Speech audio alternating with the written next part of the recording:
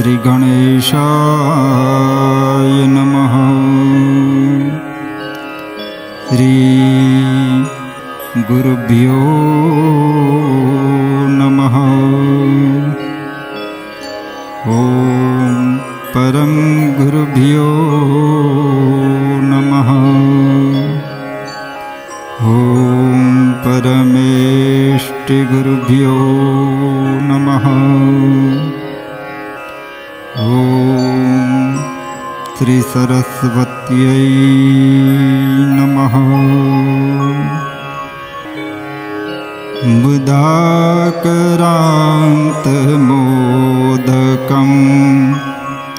सदा विमुक्तिसाधकं कलाधरावतंसकं विलासिलोकरक्षकम् अनाथकैकनायकं विनाशिते भदैत्यकं नताशुभा सुनाशकं नमामि तं विनायकं नमामि तं विनायकम्।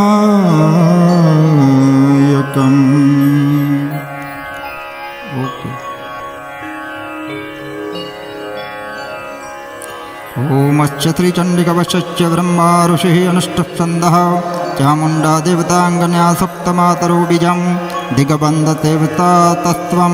श्रीजगदम्बा प्रीत्यर्थे सप्तशती पाठाङ्गत्वेन जपे विनियोगः। ओम नमश्चण्डिकायै मार्कण्डेय उवाच। ओम यद्गृह्यं परमं लोके सर्वरक्षाकरं नृणां यन्न कश्चिच्चिदाख्यातं तन्मे ब्रूहि पितामहो। ब्रह्मोवाच। अस्ति गृह्यतमं विप्रौ सर्वभूतोपकारकं दिव्यास्तु कवचं पुण्यं तत्शृणुस्व महामुने। प्रथमं शैलपुत्री च द्वितीयं ब्रह्मचारिणी तृतीयं चन्द्रघण्टेति कुष्माण्डेति चतुर्थकं पंचमं स्कन्दमातेति षष्ठं कात्यायनेति च सप्तमं कालरात्रेति महागौरीति चाष्टमम् नवमं सिद्धिदात्री च नवदुर्गा प्रकीर्तिताः उक्तानेतानि नामानि ब्रह्मणैव महात्मना। अग्निना दह्यमानस्तु शत्रुमध्ये गतो रणे विषमे दुर्गमे चैव भयार्तः शरणं गतः। न तेषां जायते किञ्चित् अशुभं रणसङ्कटे नापदं तस्य पश्यामि शोकदुःखभयं नहि। यस्तु भक्त्या स्मृता नूनं तेषां वृद्धिः प्रजायते ये त्वां स्मरन्ति देवेशि रक्षते तान्न संशयः। प्रेतसंस्था चामुण्डा वाराही महिषासना ऐन्द्रिगज समारूढ़ा वैष्णवी गरुडासना माहेश्वरी वृषारूढ़ा कौमारी शिखवाहना लक्ष्मी पद्मासना देवी पद्महस्ता हरिप्रिया श्वेतरूपधरा देवी ईश्वरी वृषवाहना ब्राह्मी हंस समारूढ़ा सर्वाभरणभूषिता। इत्येता मातरः सर्वः सर्वयोग समन्वितः नानाभरणसौभाग्य नानारत्नोपशोभितः। दृश्यन्ते रथमारूढ़ा देव्यः क्रोधसमाकुला शङ्खं चक्रं गदां शक्तिं हलं च मुसलायुधं कीटकं तोमरं चैव परसं पाशमेव च कुन्तायुधं त्रिशूलं च सार्गमायुधमुत्तमम्। दैत्यानां देहनाशाय भक्तानां अभयाय च धारयन्त्यायुधानित्यं देवानां च हिताय वै। नमस्तेस्तु महारौद्रे महाघोरपराक्रमे महाबले महोत्साहे महाभय विनाशिने। त्राहि मां देवी दुष्प्रेक्ष्ये शत्रूणां भयवर्धिनी प्राच्यां रक्षतु मामेन्द्री आग्नेयाम् अग्निदेवता। दक्षिणे वतु वाराहि नैऋत्यां खड्गधारिणी प्रतीच्यां वारुणी रक्षेत् वायव्यां मृगवाहिनी। उदित्यां पातु कौमारी ऐशान्यां शूलधारिणी ऊर्ध्वं ब्रह्माणि मे रक्षेत् अधस्ताद्वैष्णवी तथा। एवं दश दिशो रक्षेत् चामुण्डा सबवाहना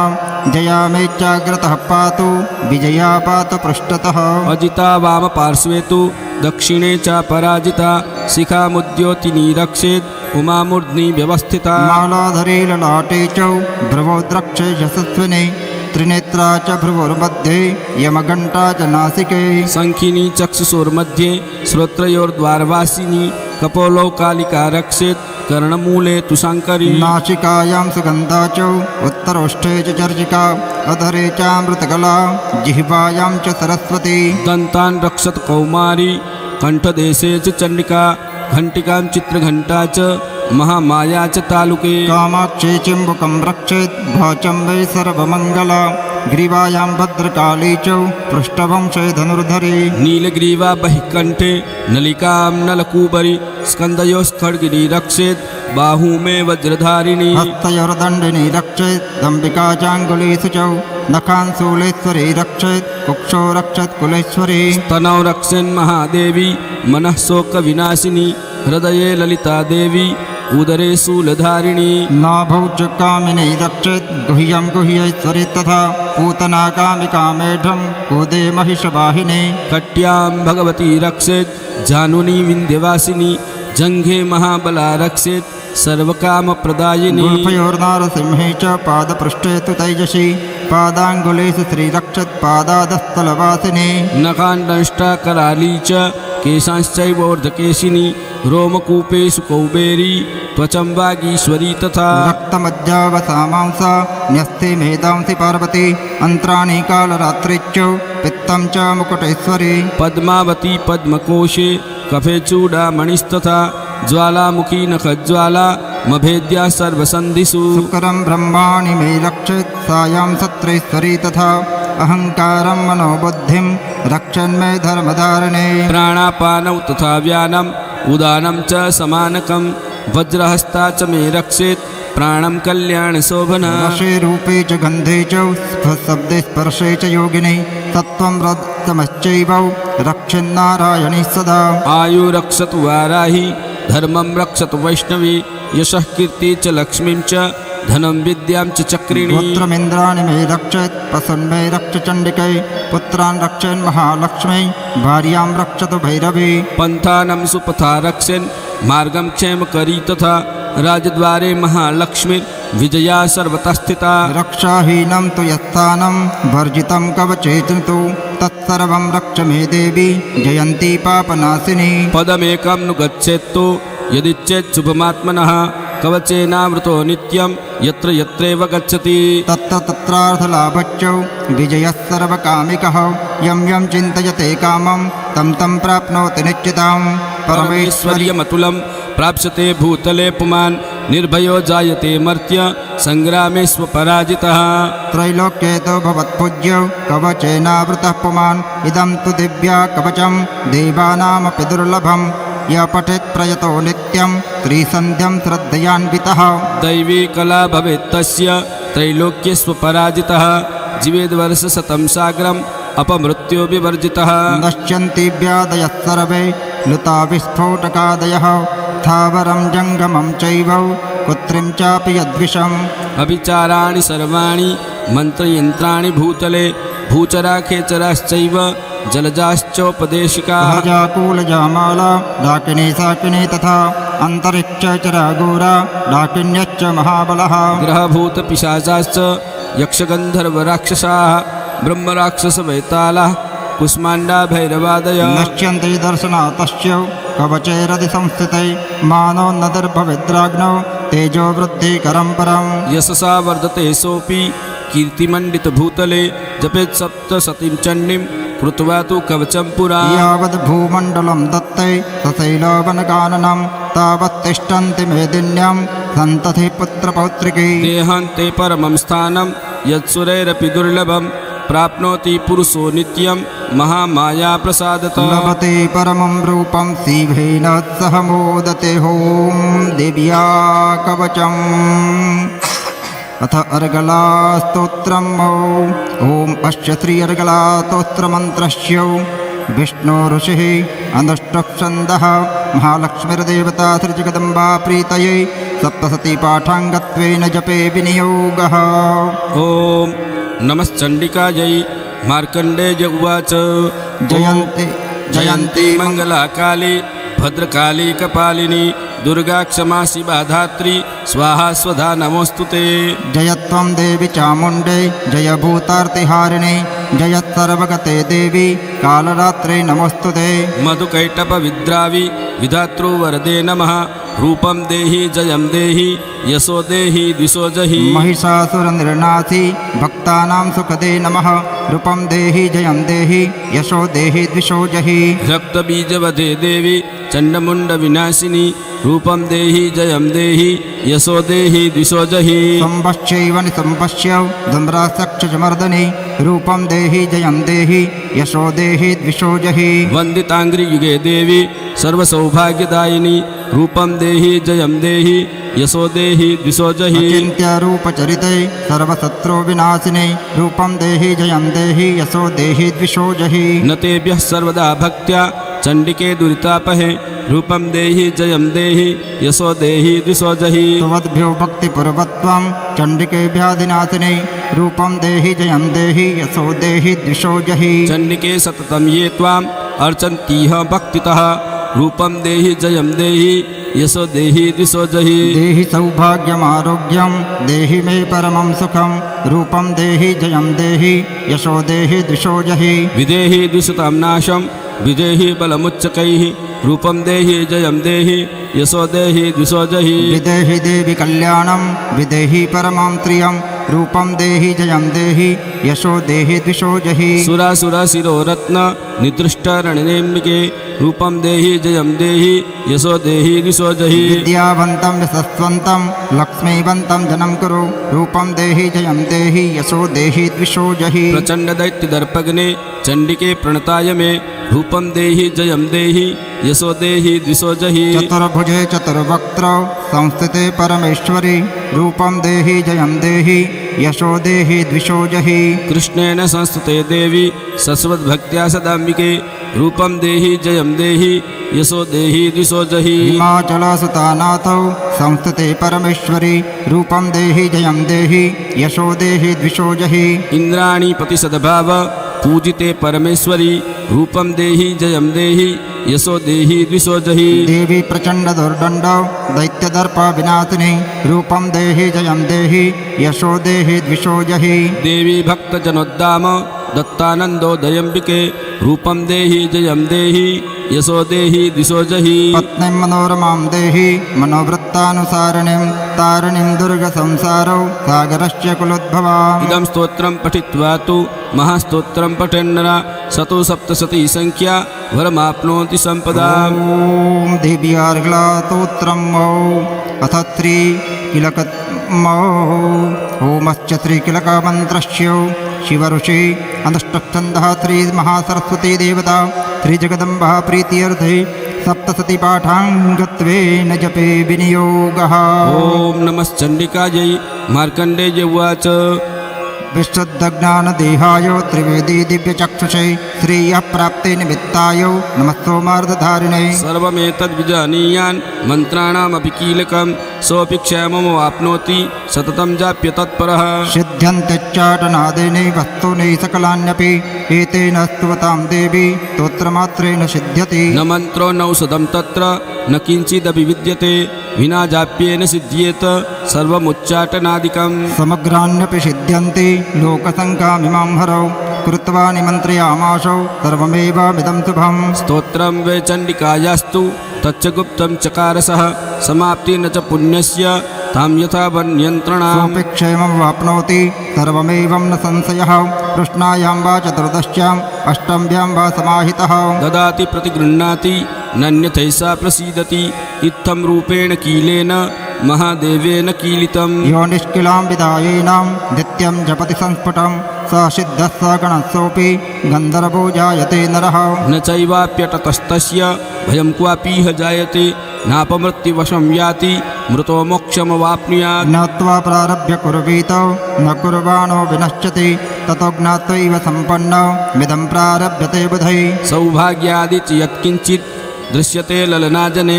तत्सर्वं तत्प्रसादेन तेन जाप्यमिदं शुभम् शनैस्तु जप्यमानेऽस्मिन् स्तोत्रै सम्पतिरुच्चकैः भवत्यैव समग्रापि ततः प्रारभ्यमेव तत् ऐश्वर्यं यत्प्रसादेन सौभाग्यारोग्यसम्पदः शत्रुहानि परो मोक्ष स्तूयते सा न किञ्जनैः ॐ जय जय श्रीदेव्या किलकतोत्रं सम्पूर्णम् ॐ रात्रिसुक्तम् ॐ विश्वेश्वरीं जगद्धात्रीं तिथि संहारकारिणीं निन्द्रां भगवतीं विष्णौ रतुलां तेजसः प्रभु ब्रह्मोवाच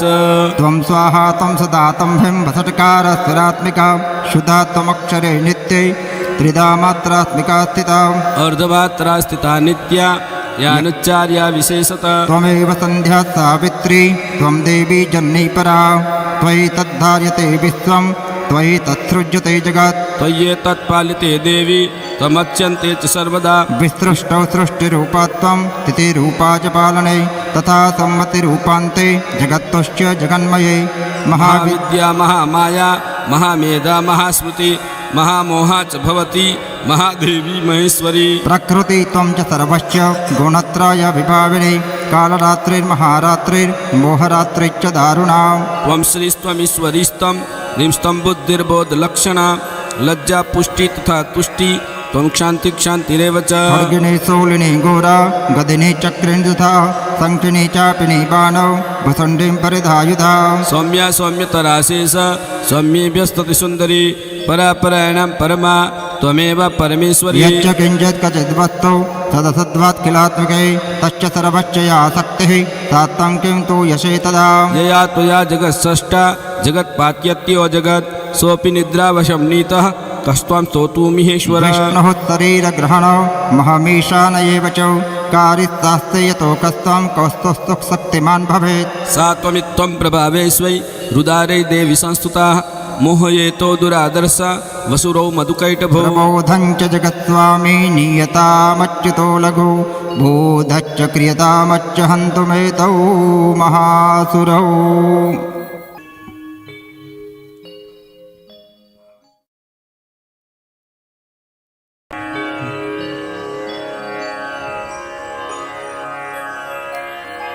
ॐ प्रथमोऽध्यायः ॐ प्रथमचरितश्च ब्रह्मा ऋषिः महाकाली देवता गायत्री सन्धानन्दा शक्तिः रक्तदन्तिका बीजम् अग्निस्तत्त्वं ऋग्वेदस्वरूपं श्रीमहाकाली प्रीत्यर्थे प्रथमचरितजपे विनियोगः अथ ध्यानम् खड्गं चक्रगदैषु चापपरिगां शूलं भुसुण्डिं शिरौ शङ्खं सन्ददतिं करस्त्रिणीनां सर्वाङ्गभूषावृतां नीलाश्मद्युतिमाश्च पादससिकां शिवे महाकालिकां यामस्तौ स्वपिते हरौ कमलजौ हन्तुं मधुं कैटभम् ॐ नमश्चण्डिकायै ॐ ऐं मार्कण्डेयुवाच सावर्णी सूर्यतनयो यो मनुः कथ्यतेष्टमः निशामयः तदुत्पत्तिं विस्तराद्गतो मम महामायानुभावेन यथा मन्वन्तराधिपः स बभूव महाभागौ सावर्णीस्तनयोरवः स्वारोचिषेन्तरे पूर्वं चैत्रवंशसमुद्भव सुरथो नाम राजाभूत् समत्से स्थितिमण्डले तश्च पालतः सम्यक् प्रजापुत्रौ निवृतान् बभूवः तत्र बहुभुवः कोलाविद्वंसिनस्तदा तस्य तैरभवद्युद्धम् अतिप्रबलदण्डिनः न्यूनैरपि सतैर्युद्धे कोलाविद्वंसिभिर्जितः ततस्वपूर्वमायातो निजदेशाधिपोऽभवत् आक्रान्तः स महाभागस्तैस्तदा प्रबलारिभिः अमात्यैर्बलिभिर्दुष्टैर्दुर्बलस्य दुरात्मनैः कोशो बलं चापहृतं तत्रापि स्वपुरे ततः तस्मृगयाभ्याजेन हतस्वाभ्यस भूपति एकाकिरहिमारुह्य जगाम गहनं वनम् स तत्राश्रममद्राक्षिद्विजवर्यस्य मेधसः प्रशान्तस्वापदाकीर्णं मुनिशिष्योपशोभितम् तौकं वृत्सकालं च मुनिना तेन सत्कृतः इतच्चैतच्च वितरं तस्मिन् मौने वराश्रमे सोचिन्तयत्तदा तत्र ममत्वाकृष्टचेतनः मत्पूर्वै पालितं पूर्वं मया हीनं पुरं हितत् मद्वृत्तैतैरसद्वृत्तै धर्मतः पाल्यतेन वा न जाने स प्रधानो मे सुरहस्ते सदा मदः मम वैरिवशं यातः कानभोगानुपलप्स्यते ये ममानुगता नित्यं प्रसादाधनभोजनैः अनोवृत्तिं ध्रुवं तेद्यौ कुर्वन्त्यन्यमहिवृताम् असभ्यग्व्यशीलस्ते कुर्वद्भिः सततं व्ययम् सञ्चितः सोऽति दुःखेन क्षयं कोशो गमिष्यति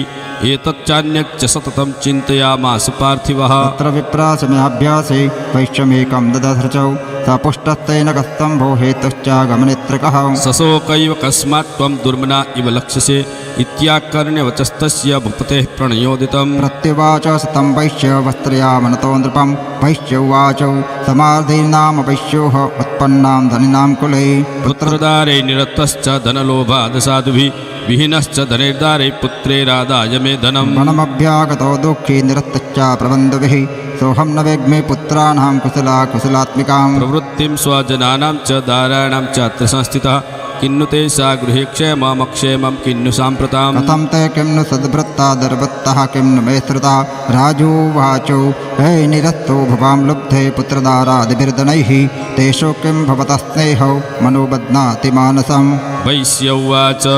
एवमेतद्यथा प्राह भवानस्मद्गतं वचः किं करोमि न बध्नाति मम निष्ठुरतां मनः ये सन्त्यत्यपि तृष्णेऽहं जनलुब्धैर्निराकृतः पतिस्वजनहार्दं च हार्दिते स्वैव मे मनः किमेतन्नाभिजानामि जानन्नपि महामते यत्प्रेम प्रवणं चित्तं विगुणैस्वपि बन्धुषु तेषां कृते मे निःश्वासो दौर्मनस्यं च जायते करोमि किं यन्न मनस्ते स्वप्रतेषु निष्ठुरं मार्कण्डेयुवाचौ ततस्तौ सवितौ विप्रौ तं मुनि समुपस्थितौ समाधिर्नाम वैश्योऽसौ स च पार्थिवसत्तमा कृत्वा तु तौ यथा न्यायं यथार्हं तेन संविदम् उपविष्टो कथा काञ्चि चक्रतुर्वैश्यपार्थिवौ राजोवाचो भगवन् स्वामहं पृष्टोमिच्छामेकं यदस्व तत् दुःखाय यन्मनसः स्वातित्तात् तां विना मम त्वं गजराजस्य राज्याङ्गेष्वखिलेष्वपि जानतोऽपि यथाग्नश्यो किमेतन्मुनिसत्तमः अयं ता निष्कृतः पुत्रै दारे भृत्ते तथोज्जितः स्वजनेन च सन्त्यक्त तेषु हार्दि तथाप्यति एवमे स तथाहं च द्वावप्यत्यन्तदुःखितौ द्रष्टदोषेऽपि विषये मम त्वाकृष्टमानसौ तत्किमेतन्महाभागौ यन्मोहो ज्ञानिदोरपि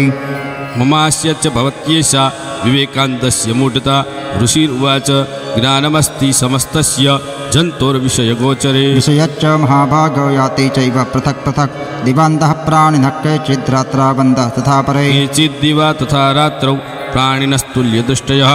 मनुजो मनुजा सत्यं किन्नुते न हि केवलम् यतो हि ज्ञानिनः सर्वे पशुपक्षे मृगादयः ज्ञानं च तन्मनुष्याणां यत्तेषां मृगपक्षिणां मनुष्याणां च यत्तेषां तुल्यमन्यत् तथोभयोः ज्ञानेमपि सत् पश्येतान् पतङ्गान् छावचंसुषु गणमोक्षान्धता मोहान् पीड्यमानानपि सदा मानुषामनजव्याघ्रसाभिलाषा सतां प्रति लोभात् प्रत्युपकाराय नन्वेतान् किं न पश्यसि तथापि ममतावर्ते मोहगर्ते निपातिताः महामाया प्रभावेन संसारस्थितिकारिणां तन्नात्र विस्मयकार्यो योगनिन्द्रा जगत्पतेः महामाया हरिश्चैषा तया सम्मोह्यते जगत् ज्ञानिनामपि चेतांसि देवी भगवती हि सा बलादाकृष्य मोहाय महामाया प्रयच्छति तया विसृज्यते विश्वं जगदे चराचरम् सैषा प्रसन्ना वरदा नृणां भवति मुक्तये सा विद्या परमा मुक्तिर्हेतुभूता सनातनी संसारबन्धुहेतुश्च सैव सर्वेश्वरेश्वरी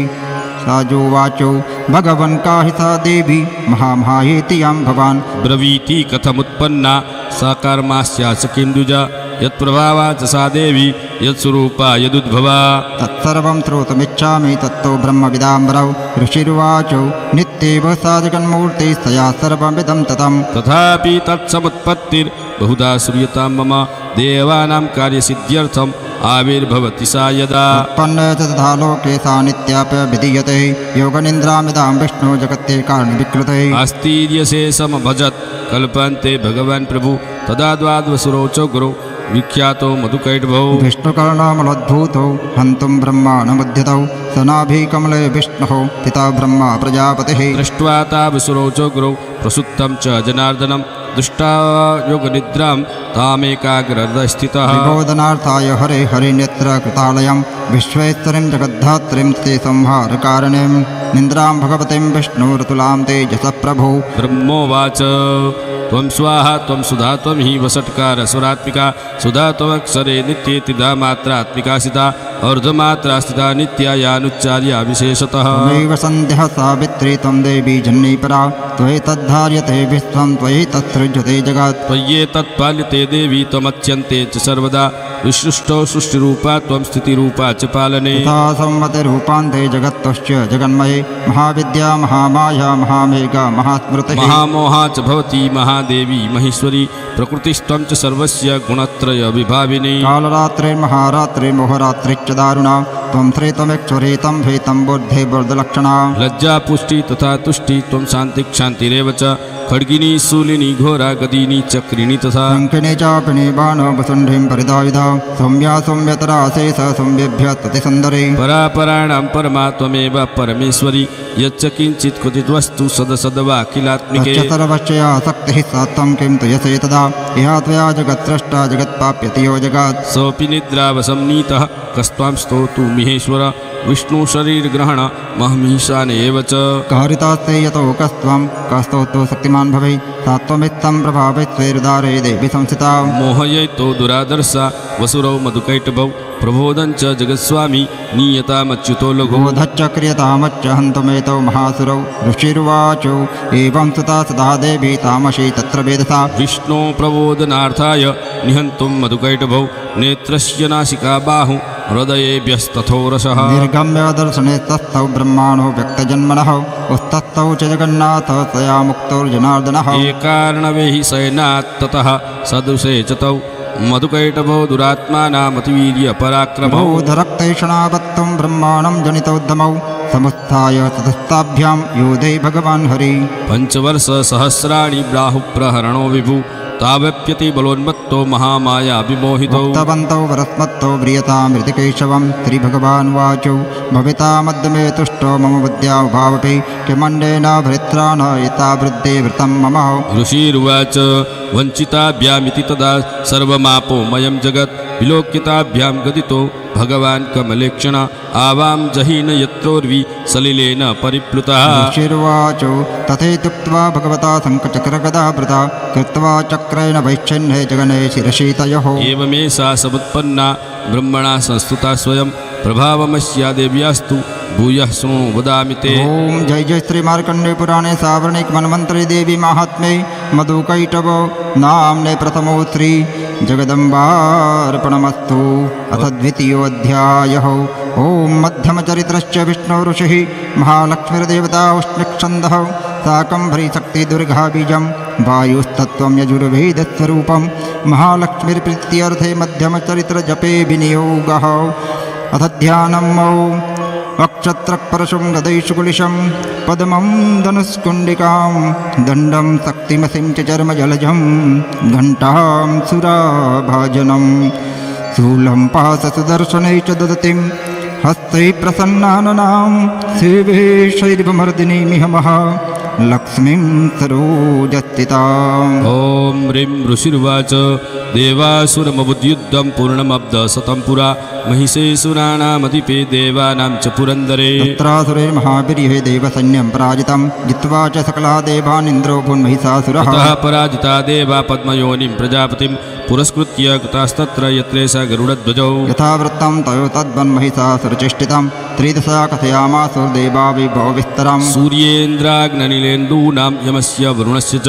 अन्येषां चाधिकारांश स्वयमेवातितिष्ठति स्वर्गान् निराकृताः सर्वे तेन देवगणावुभि विचरन्ति यथा मर्त्या महिषेण दुरात्मना एतद्वः कथितं सर्वं ममरारि विचेष्टितं शरणं वः प्रपन्नास्मो वतस्तस्य विचिन्तिताम् तं निशम्य देवानां वचांसि मधुसूदनः चकारकोपं सम्भूच्य भ्रुकुटे कुटिलाननौ ततोऽतिकोपपूर्णस्य चक्रिणो वदनात्ततः निश्चक्राममहत्तेजो ब्रह्मणः शङ्करस्य च अन्येषां चैव देवानां सक्रादीनां शरीरतः निर्गतं सुमहत्तेजो तैश्चक्यं समगच्छतौ अतीव तेजसः कूटं ज्वलन्तमिव पर्वतं ददृशुस्ते सुरास्तत्र ज्वालाव्याप्तदिगन्तरम् अतुलं तत्र तत्तेजः सर्वदेव शरीरजम् एकस्थं ददभुन्नारे व्याप्तलोकत्रयं त्रिषा यदवच्छाम्भवं तेजस्तेनाजायत तन्मुखम् आम्येन च भवन् केशा बाहवो विष्णुतेजसा सौम्येन स्तनयोर्युग्मं मध्यं चन्द्रेण चाभवत् वारुणे च जङ्घोरो निस्तम्भस्तेजसा भुवः ब्रह्मणस्तेजसा पादौ तदङ्गुल्योऽर्कतेजसा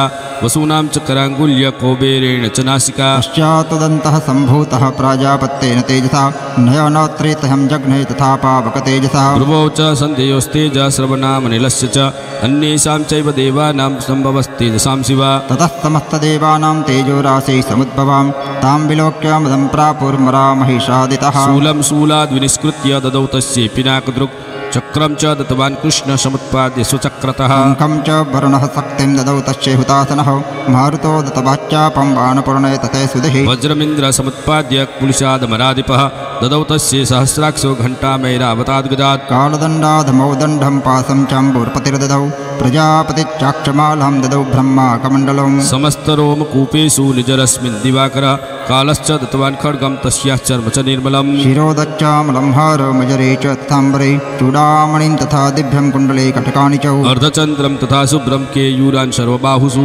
नुपुरो विमलो तद्वद्ग्रेवे एकमनुत्तमम् अङ्गुल्यकररत्नानि समस्तास्वङ्गुलीषु च विश्वकर्मा ददौ तश्चे परसं चाति निर्मलम् अस्त्राणनेकरूपाणि तथा भेद्यं च दंशनम् अम्लान् पङ्कजाम्मालां शिरस्यूरसि चापराम् तज्जलतिस्तश्चे पङ्कजं चातिशोभनं हिमवान् वाहनं सिंहं रत्नानि विविधानि च ददावशून्यसुरयापानपात्रं धनाधिपः शेषश्च सर्वनागेषु महामणिविभूषितम् नागहारं ददौ तश्चे दत्ते यः पृथिवीमिमाम् अन्यैरपि सुरैर्देभिभूषणैरायुधैस्तथा सम्मानिताननादच्चैषाट्टहासं मुहुर्मुहुः तस्यानादेन घोरेण कृष्णमापूरितं नभः मायतातीतमहता प्रतिशब्दो महान्भूत् चक्षुः सकलालोका समुद्रा च कंपिरे चचालवसुधा चेलु सकलाश्च महीधरः जयेति देवाश्च मुदा तामुचु सिंहवाहिने कष्टर्वमनश्चैनां भक्तिनम्रात्मूर्तयः दृष्ट्वा समस्तं संक्षुब्धं त्रैलोक्यमरारयः सन्नद्धाखिलसन्न्यास्ते समुत्तस्तुरुदायुधाः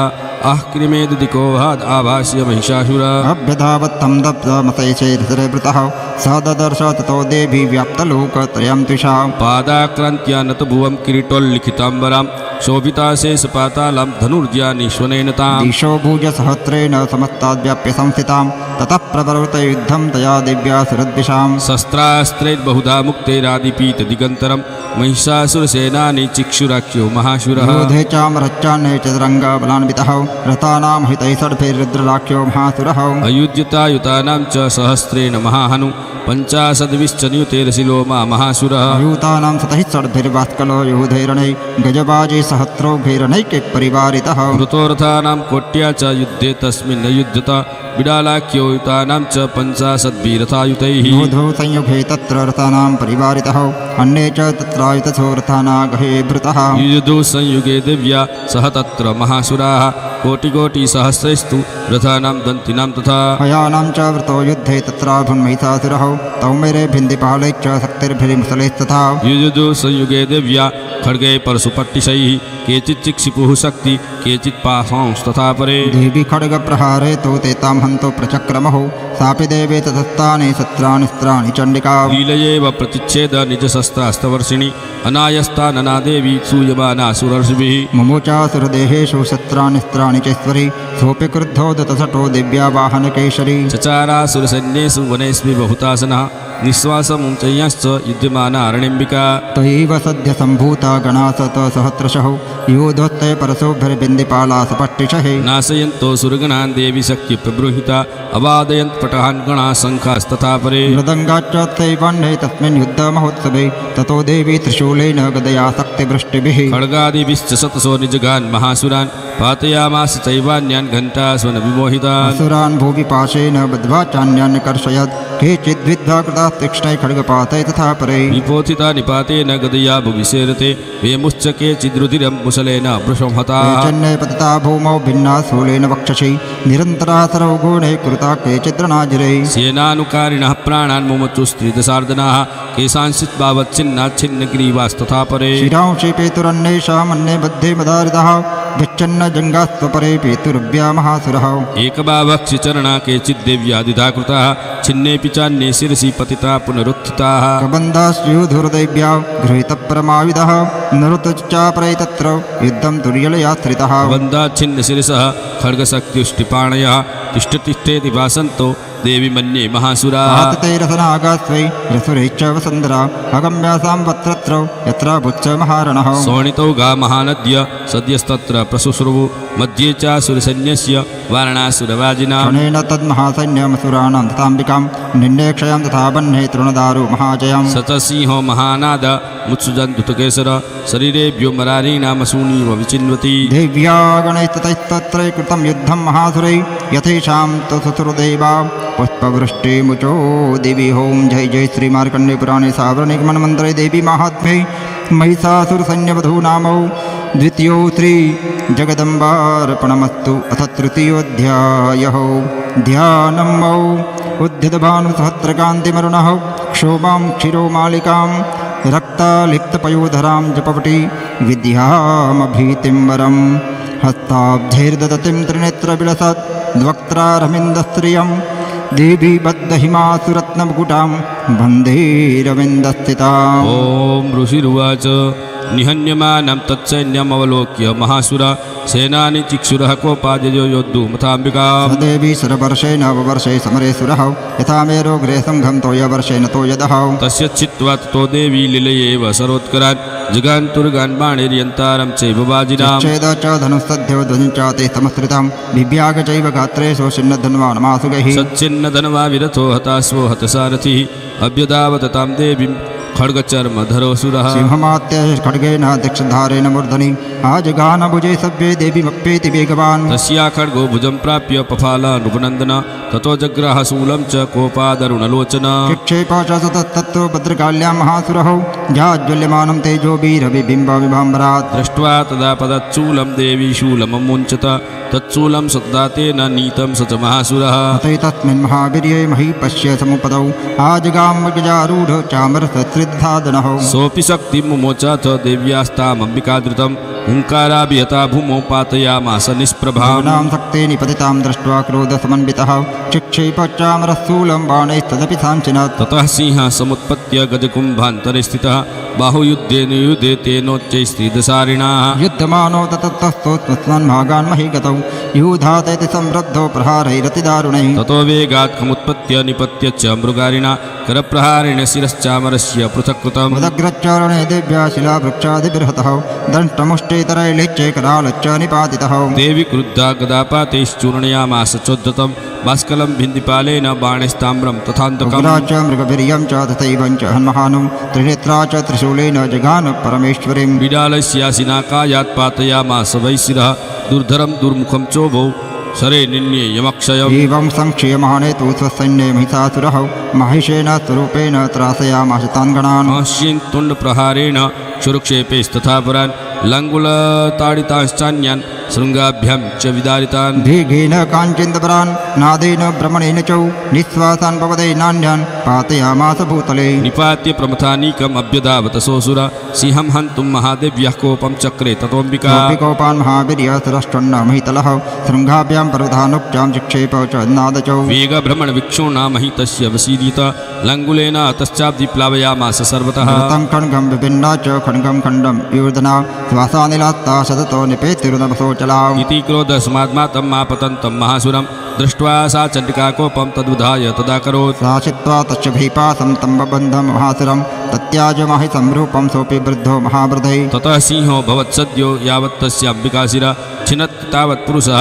खड्गपाणिरदृश्यत तथैवासु पुरुषं देवी चिच्छेदसायकैः तं खड्गचर्मणा सार्धं ततः शोभुन्महागजः करेण च महासिंहं तं च कर्ष जगर्ज च कर्षतस्तु करं देवी खड्गेन निर्कृन्तत ततो महासुरो भूयो माहिसं वपुरास्थितः तथैव क्षोभयामाश त्रैलोक्यं सचराचरम् ततः क्रुद्धा जगन्माता चण्डिकापानमुत्तमं पपौ पुनः पुनश्चैव जहासारुणलोचना नदचाशिरस्सोऽपि बलवीर्यमदद्भुतौ विषाणाभ्यां च चक्षेप चण्डिकां प्रतिभूधरान् सा च तान् प्रहितास्तेन चूर्णयन्ती सरोत्करे उवाच तं मदोद्धूतमुखरागाकुलाक्षरां देव्युवाचौ गर्ज गर्ज खणं मूढ मधु यावत् पिबाम्यहं मया तैः तत्रैव गर्दयन्त्याशु देवतः ऋषिरुवाच एवमुक्त्वा समुत्पत्य सारूढा तं महासुरं पादेनाक्रम्य कण्ठे च शूलेनैनमुताडयत् ततः सोऽपि पदाक्रान्तस्तया निजमुखातितः अर्धनिष्क्रान्त एवाशे दिव्याभिर्यसंवृतः अर्धनिष्क्रान्त एवासौ युध्यमानो महासुरः महासुरौ तया महासिना देव्या शिरच्छित्वा निपातितः ततो कृतं सर्वं दैत्यसैन्यं ननाद च प्रहर्षं च परं जग्गो सकला देवतागणः तुष्टुवस्तां सुरां देवीं सह दिव्यैर्महर्षिभिः जगुर्गन्धर्वपतयो नन्दुतुत्साप्सरुगणाः। जय जय श्री मार्कण्डे पुराणे सावर्णिकमन्वन्तरे देवी माहात्म्ये महिषासुरवधो नामौ तृतीयो श्रीजगदम्बार्पणमस्तु।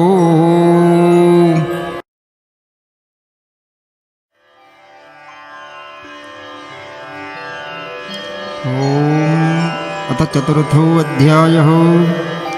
कालाभ्राभं कटाक्षैररिकलभेदां भूलिबद्धेन्दुरेखां शङ्खं चक्रं कृपाणं त्रिशिखमपि करे रुद्धहन्त्रीं त्रिनेत्रां सिंहस्कन्धाधिरूढां त्रिभुवनमखिलं तेजसा पूरयन्तीं ध्यायेद्दुर्गां जयाख्यां त्रिदशपरिभूतां सेवितां सिद्धकामैः। ॐ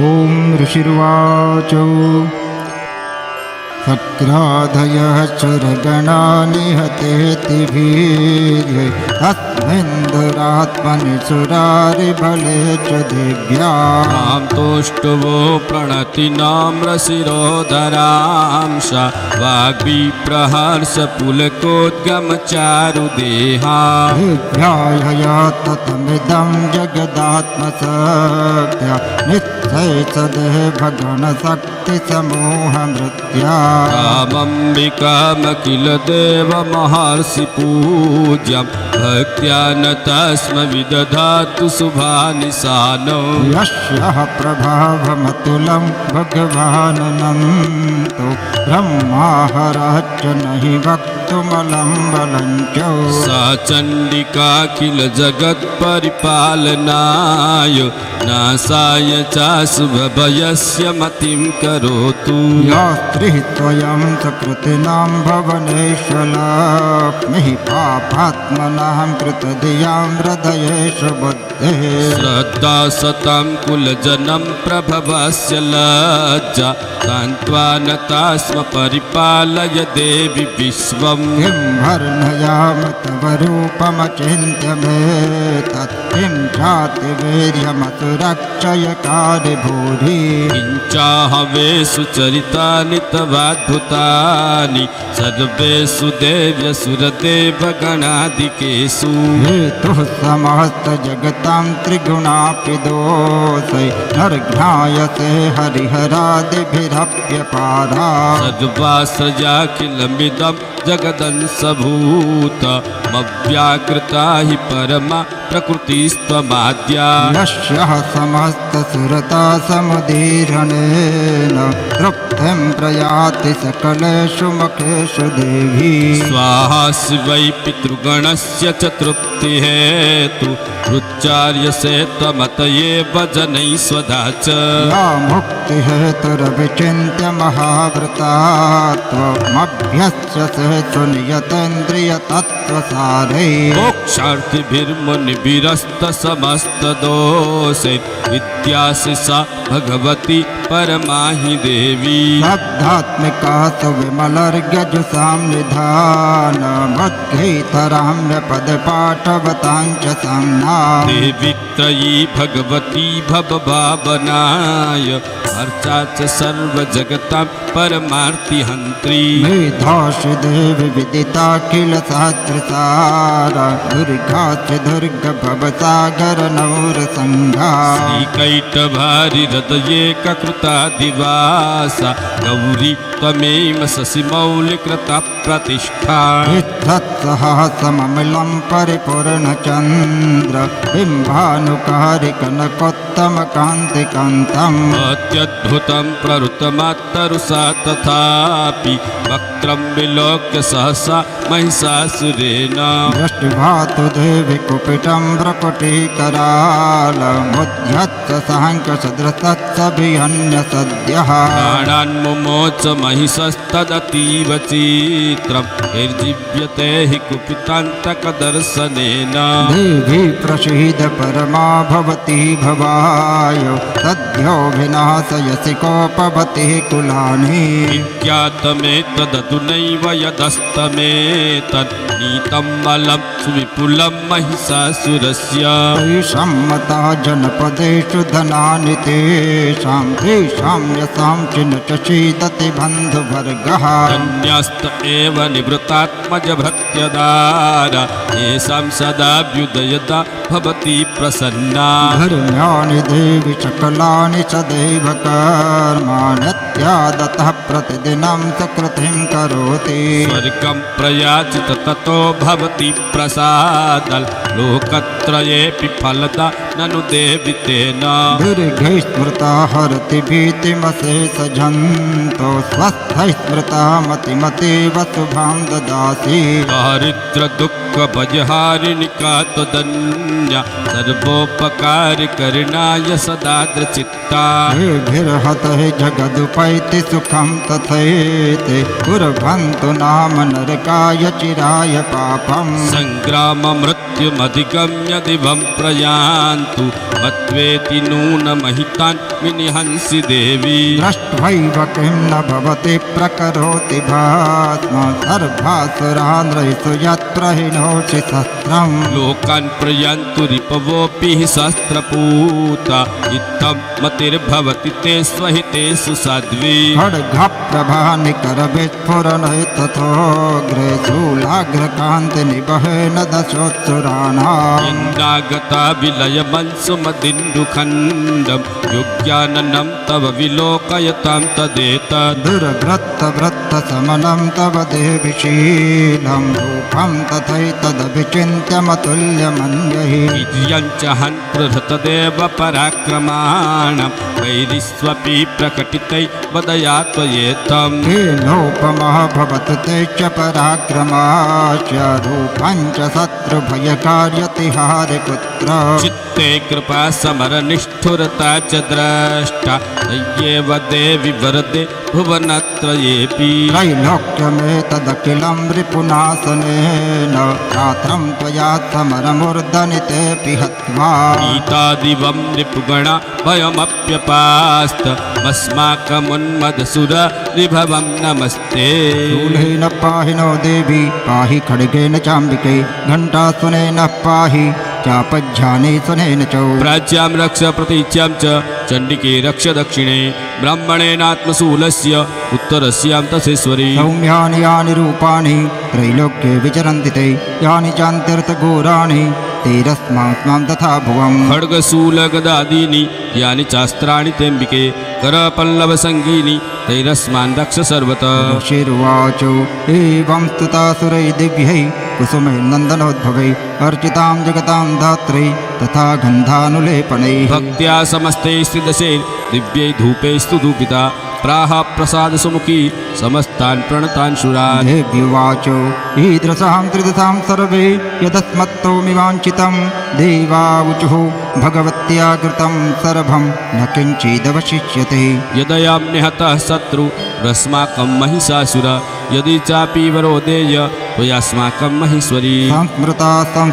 त्वं नो हिंसेतः परमापदौ यच्च मर्चत वैरेभिः त्वं तुष्यत्यमलाननै तस्य वित्तर्दि विभवेर्धनधारादिसम्पदां वृद्धये स्वत्प्रसन्ना त्वं भवेथा सर्वदाम्बिके ऋषिर्वाच इति प्रसादिता देवै जगतुर्थे तथात्मनः तथेत्युक्त्वा भद्रकाली बभुर्भान्तहिता नृपौ इत्येतत्कथितं भूप सम्भूता सा यथा पुरा देवी देवशरीरेभ्यो जगत्त्रयहितैषिणीं पुनश्च गौरीदेहात्सा समुद्भूता यथा भवत् वधाय दुष्टदैत्यानां तथा शुम्भनिशुम्भयो रक्षणाय च लोकानां देवानामुपकारिणी तत्सुनो समयाख्यातं यथावत् कथयामि ते जय जय श्री मार्कंडे पुराणे सावर्णिकमन्वन्तरे देवी माहात्म्ये सक्रादे स्तुतिर्नामौ चतुर्थो श्री जगदम्बार्पणमस्तु अथ पंचमोऽध्यायः ओमश्च श्री उत्तरचरित्रश्च रुद्रऋषिः महासरस्वती देवता अनुष्टुप्छन्दः भीमाशक्ति भ्रामरी बीजं सूर्यस्तत्त्वं रामभेदस्वरूपं महासरस्वती प्रीत्यर्थे उत्तरचरित्रपाठे विनियोगः अथ ध्यानं मौ घण्टाशूलहलानि शङ्खमुचले चक्रं धनुत्सायकं हस्ताब्धिर्दधतिं घनान्तविलसत् शीतां सतुल्यप्रभां गौरीदेहसमुद्भवां त्रिजगतां माधारभूतां महा पूर्वामत्र सरस्वतीं मनुभजे शुम्भादिदैत्यादिनीम्। ॐ क्लीं ऋषिरुवाच पुरा शुम्भनिशुम्भाभ्याम् असुराभ्यां सचीपते त्रैलोक्यं यज्ञभागाश्च रता मदाबलाश्रया तावेवासुरतां दद्भौ अधिकारं तथैन्दवं कौमेरे मतयाभ्यं च चक्राते वरुणस्य च तावेव पवनार्दिं च चक्रतु वन्यकर्म च ततो देवा विनिर्धूता भ्रष्टराज्या पराजिताः ताधिकारास्तीदृशां ताभ्यां सर्वे निराकृतः महासुराभ्यां तां देवी संस्मरत्य पराजितां तयास्माकं वरो दत्तो यथा पत्सु स्मृताखिलाः भवतां नाशयिष्यामि तत्क्षणात् परमापदः इति कृत्वा मतिं देवा हिमवन्तं जगैश्वरं जग्मुर्तत्र ततो देवी विष्णुमायां प्रतष्टुभौ देवाः ऊचु नमो दिव्यै महादेव्यै शिवायै सततं नमः नमः प्रकृते भद्रायै नियता प्रणता स्मृताम् रौद्रायै नमो नित्यायै गौर्यै धात्र्यै नमो नमः ज्येष्ठायै चैन्द्ररूपिण्यै सुखायै सततं नमः कल्याणी प्रणता मृद्यै सिद्ध्यै कुर्मो नमो नमः नृत्ये ब्रूतां लक्ष्मै सर्वाण्येते नमो नमः दुर्गायै दुर्गपारायै सारायै सर्वकारिण्यै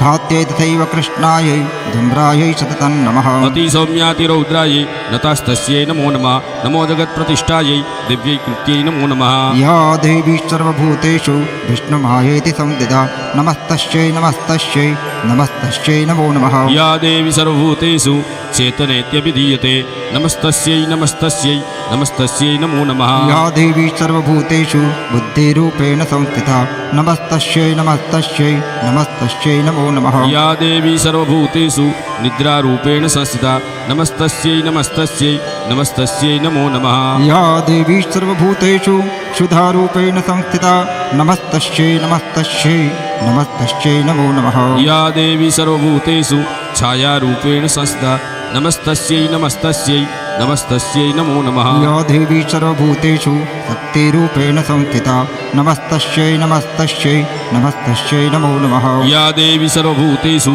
तृष्णारूपेण संस्थिता नमस्तस्यै नमस्तस्यै नमस्तस्यै नमो नमः या देवी सर्वभूतेषु शान्तिरूपेण संस्थिता नमस्तस्यै नमस्तस्यै नमस्तस्यै नमो नमः या देवी सर्वभूतेषु जातिरूपेण संस्थिता नमस्तस्यै नमस्तस्यै नमस्तस्यै नमो नमः या देवी सर्वभूतेषु लज्जारूपेण संस्थिता नमस्तस्यै नमस्तस्यै नमस्तस्यै नमो नमः या देवी सर्वभूतेषु शान्तिरूपेण संस्थिता नमस्तस्यै नमस्तस्यै नमस्तस्यै नमो नमः या देवी सर्वभूतेषु श्रद्धारूपेण संस्थिता नमस्तस्यै नमस्तस्यै नमस्तस्यै नमो नमः या देवी सर्वभूतेषु कान्तिरूपेण संस्थिता नमस्तस्यै नमस्तस्यै नमस्तस्यै नमो नमः या देवी सर्वभूतेषु लक्ष्मीरूपेण संस्थिता नमस्तस्यै नमस्तस्यै नमस्तस्यै नमो नमः या देवी सर्वभूतेषु वृत्तिरूपेण संस्थिता नमस्तस्यै नमस्तस्यै नमस्तस्यै नमो नमः या देवी सर्वभूतेषु घृतिरूपेण संस्थिता नमस्तस्यै नमस्तस्यै नमस्तस्यै नमो नमः या देवी सर्वभूतेषु दयारूपेण संस्थिता नमस्तस्यै नमस्तस्यै नमस्तस्यै नमो नमः या देवी सर्वभूतेषु तुष्टिरूपेण संस्थिता नमस्तस्यै नमस्तस्यै नमस्तस्यै नमो नमः या देवी सर्वभूतेषु मातृरूपेण संस्थिता नमस्तस्यै नमस्तस्यै नमस्तस्यै नमो नमः या देवी सर्वभूतेषु भ्रान्तिरूपेण संस्थिता नमस्तस्यै नमस्तस्यै नमस्तस्यै नमो नमः इन्द्रियाणामधिष्ठात्री भूतानां चाकिरेषु या भूतेषु सततं तस्यै व्याप्तिदेव्यै नमो नमः चीतिरूपेण या कृष्णौ मे तद्वाप्यथिता जगत् नमस्तस्यै नमस्तस्यै नमस्तस्यै नमो नमः स्तुतासुरे पूर्वमभीष्टसंश्रयात् तथा सुरेन्द्रेण दिनेषु सेविता करोतु सानुसुभहेतुरीश्वरी शुभानि भद्राण्यभिहन्तु चापदः या साम्प्रतं चोद्धतदैत्यतापितै रश्माभिरीशा च सुरै नमस्यते या च स्मृता तत्क्षणमेव हन्ति नः सर्वापदो भक्तिविनम्रमूर्तिभिः ऋषिरुवाच एवं स्तवादियुक्तानां देवानां तत्र पार्वती स्नातुमभ्याययोतो ये जानव्या नृपनन्दना सा ब्रवीत्तान्सरान् शुभ्रो भवद्भिस्तुवतैत्रिका शरीरकोशतश्च समुद्भूता भविष्यवा स्तोत्रं ममेतत् क्रियते शुम्भदैत्यनिराकृतैः देवैः समेतैः समरे निशुम्भैः पराजितैः शरीरकोशादत्तश्च पार्वत्या निस्ताम्बिका कोशिके ते समस्तेषु ततो लोकेषु गीयते तस्यां विनिर्गतायां तु कृष्णावुच्चापि पार्वती कालिकेति समाख्याता हिमाचलकृताश्रया तम्बिकां परं रूपं बिभ्राणां सुमनोहरां ददर्श चण्डमुण्डश्च भृत्यशुम्भनिशुम्भयो ताभ्यां शुम्भाय चाख्याता अतीव सुमनोहरा काप्यास्ते श्रीमहाराज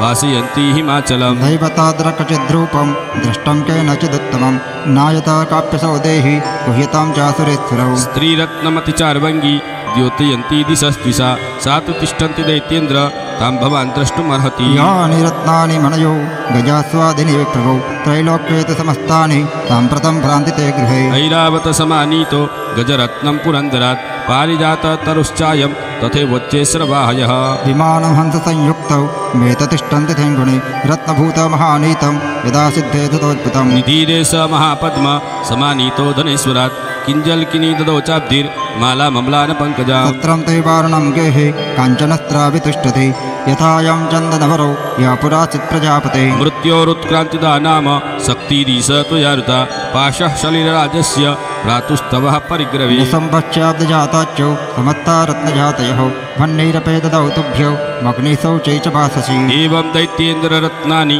समस्तान्यारुतानि ते स्त्रीरत्नमेषा कल्याणि त्वया कस्मान्न गृह्यते ऋषिर्वाचो निसम्भेति वचस्तुम्भौ स तदा चण्डमुण्डयौ प्रेषयामास सुग्रीवं दूतं दिव्या महासुरम् इति चेतित वक्तव्या सा गत्वा वचनान् मम तदा चाभ्येति सम्प्रीत्या तया कार्यं त्वया लघु स तत्र गत्वा यत्र ते शैलोदेशेति शोभने सा देवी तां ततः प्राह लक्ष्मणं मधुरया गिरा दूत उवाच देवी दैत्येश्वरः शुम्भ त्रैलोक्ये परमेश्वर दूतोऽहं प्रेषितस्तेन त्वत्सकाशमिहागतः व्याहताग्निसर्वासु यशदा देवयोनिषु निर्जिताखिलदैत्यानि स यदाह शृणस्व तत् मम त्रैलोक्यमखिलं मम देवावसानुगः यज्ञभागानहं सर्वान् उपाश्नामि पृथक् पृथक् त्रैलोक्ये वररत्नानि मम वच्यान्यशेषतः तथैव गजरत्नं च हत्वा देवेन्द्रवाहनं क्षीरोदमथनोद्भूत मस्वरत्नं ममामरै उच्चे सवसंज्ञं तत्प्रणिपत्य समर्पिता यानि चान्यासु देवेषु गन्धर्वेषु च रत्नभूतानि भूतानि तायि मह्येव शोभने स्त्रीरत्नभूता त्वां देवी लोके मन्यामहे वयं सा त्वमस्मानुपागच्छ यतो रत्नभुजो वयं मां भामानुजं वापि निसम्भवरविक्रमं भजत्वं जञ्जलापाङ्गी रत्नभूतासि भय्यतः परमेश्वर्यमतुलं प्राप्स्यते मत्परिग्रहात् एतद्बुद्ध्या समालोच्य मत्परिग्रहतां व्रज ऋषिर्वाचो इत्युक्त्वा सा तदा देवी गम्भीरान्तस्मृता जगौ दुर्गा भगवती भद्रा येदं धार्यते जगत् देव्युवाच सत्यमुक्तं त्वया नात्र मिथ्या किञ्चित् त्वयोदितं त्रैलोक्याधिपति शुम्भो निशुम्भश्चापि तादृशः किं तत्र यत्प्रतिज्ञातं मिथ्या तत्क्रियते कथं श्रूयतामल्पबुद्धित्वा प्रतिज्ञाया कृता पुरा यो मां जयति संग्रामे यो मे दर्पं व्यपोहति यो मे प्रतिफलो लोके समे भर्ता भविष्यति तदा गच्छत शम्भोऽत्र निशम्भो भामहासुरः मां जित्वा किञ्जरेणात्र पाणिं गृह्णात मे लघु दूत उवाच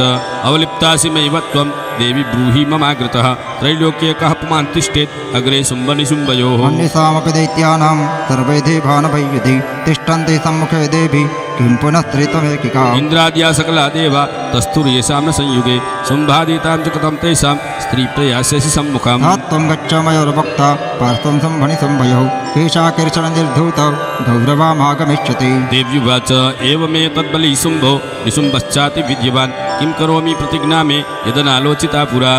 त्वं गच्छ मयोक्तक्ते यदेतत्सर्वमादृतः तदा चक्ष्वा सुरेन्द्राय स च युक्तं करोतु तत् ॐ जय जय श्रीमार्कण्डेयपुराणे सावर्णिकमन्वन्तरे देवी माहात्म्ये देव्यादुतसंवादो नाम पञ्चमो श्रीजगदम्बार्पणमस्तु अथ षष्ठोऽध्यायः ध्यानं नागाधीश्वरविष्टरां फणिपणौ तं सौररत्नावलिं भास्वद्देहलतां दिवाकरनिभां नेत्रत्रयोद्भाषितां मालाकुम्भकपालनीरजकरां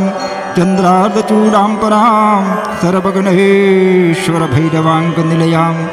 पद्मावतीं चिन्तये। ॐ ऋषिर्वाच इत्याकर्णवचो देव्या सदूतोमर्षपूरितः समाचष्ट समागम्य दैत्यराजाय विस्तरात्। तच्च दूतश्च तद्वार्क्यो मार्कण्डासुरराटतत् ततः क्रोधः प्राह दैत्यानां मदीपं धूम्रलोचनम्। हे धूम्रलोचनासु त्वं स्वसैन्यपरिवारित तामानय बलाद्दुष्टां केशाकर्षणविह्वलाम्। तत्परित्राणदः कञ्चित् ददेवोत्तिष्ठते परः सहन्तव्यो मरो वापि यक्षो गन्धर्व एव वा। ऋषिर्वाच तेनाग्नप्तस्ततः शीघ्रं स दैत्यो धूम्रलोचन मृतः षष्ट्यां सहस्राणाम् असुराणां दूतं ययौ। स दृष्ट्वां दत्तं दो देवी तुहिनाचलसंस्थितां जगादोच्चे प्रयाहीति मूलं शुम्भनि शुम्भयोः। न चेत् प्रीत्याद भवति मद्भर्तारमुपेष्यति ततो बलान्नयाम्येष केशाकर्षणविह्वलाम्। देव्युवाचो दैत्येश्वरेण प्रहितो बलवान् बलसंवृतः बलान्यसि महामेवं तथा किं ते करोम्यहम्। ऋषिरुवाच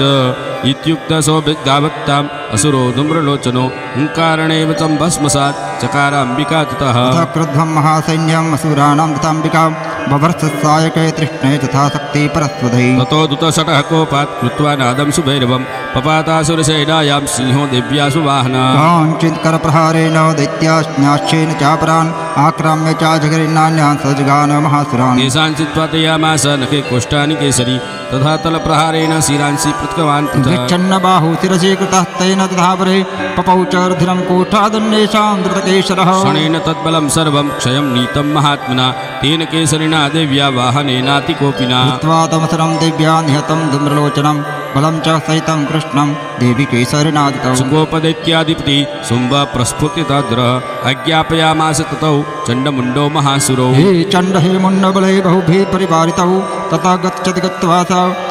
समान्यतां लघु। केशेष्वाकृष्य बद्ध्वा वा यदि वः संशयो युधि तदा शेषायुधैः सर्वे असुरैर्विनिहन्यताम्। तस्या हतायां दुष्टायां सिंहे च विनिपातितै शीघ्रमागम्यतां बद्ध्वा गृहीत्वा तामथाम्बिकाम्। ओम जय जय श्री मार्कण्डेय पुराणे सावर्णिक मनमंतरे देवी महात्म्ये सोमवनि सोमवसेनानि धूम्रलोचनो नामो षष्ठो श्रीजगदम्बार्पणमस्तु। अथ सप्तमोऽध्यायः ध्यानम् ध्यायेयं रत्नपीठे सुखकलपठितं तृणवतीं च्यामलाङ्गीं न्यस्त्रैकाङ्घ्रिं सरोजे शशितकलधरां भल्लकीं वादयन्तीं कल्हाराबद्धमालां नियमितविलसच्चोलिकां रक्तवस्त्रां मातङ्गीं शङ्खपात्रां मधुरमधुमधां चित्रकोद्भाषिभालाम्। ॐ ऋषिर्वाच आज्ञाप्तास्ति ततो दैत्या चण्डमुण्डपुरोगमा चतुरङ्गबलोपेता ययुरभ्योदितादुदाः। धृसुत्ते ततो देवी भीषद्वासां व्यवस्थितां सिंहस्योपरिसेन्द्रेन्द्र शृङ्गे महति काञ्चने। ते दृष्ट्वा तां समादातुम् उद्यमं चक्रुरुद्यता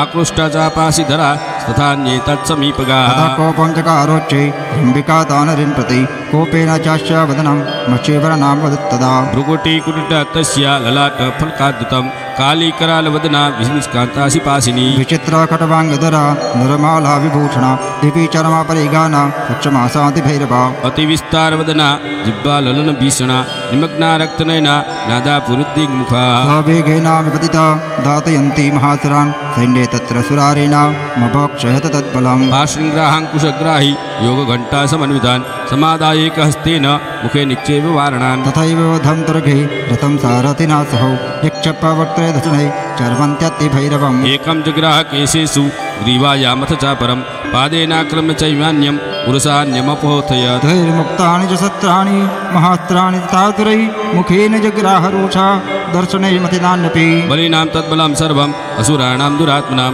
ममर्दा भक्षयश्चान्यान् अन्यास्ताडयत् तथा।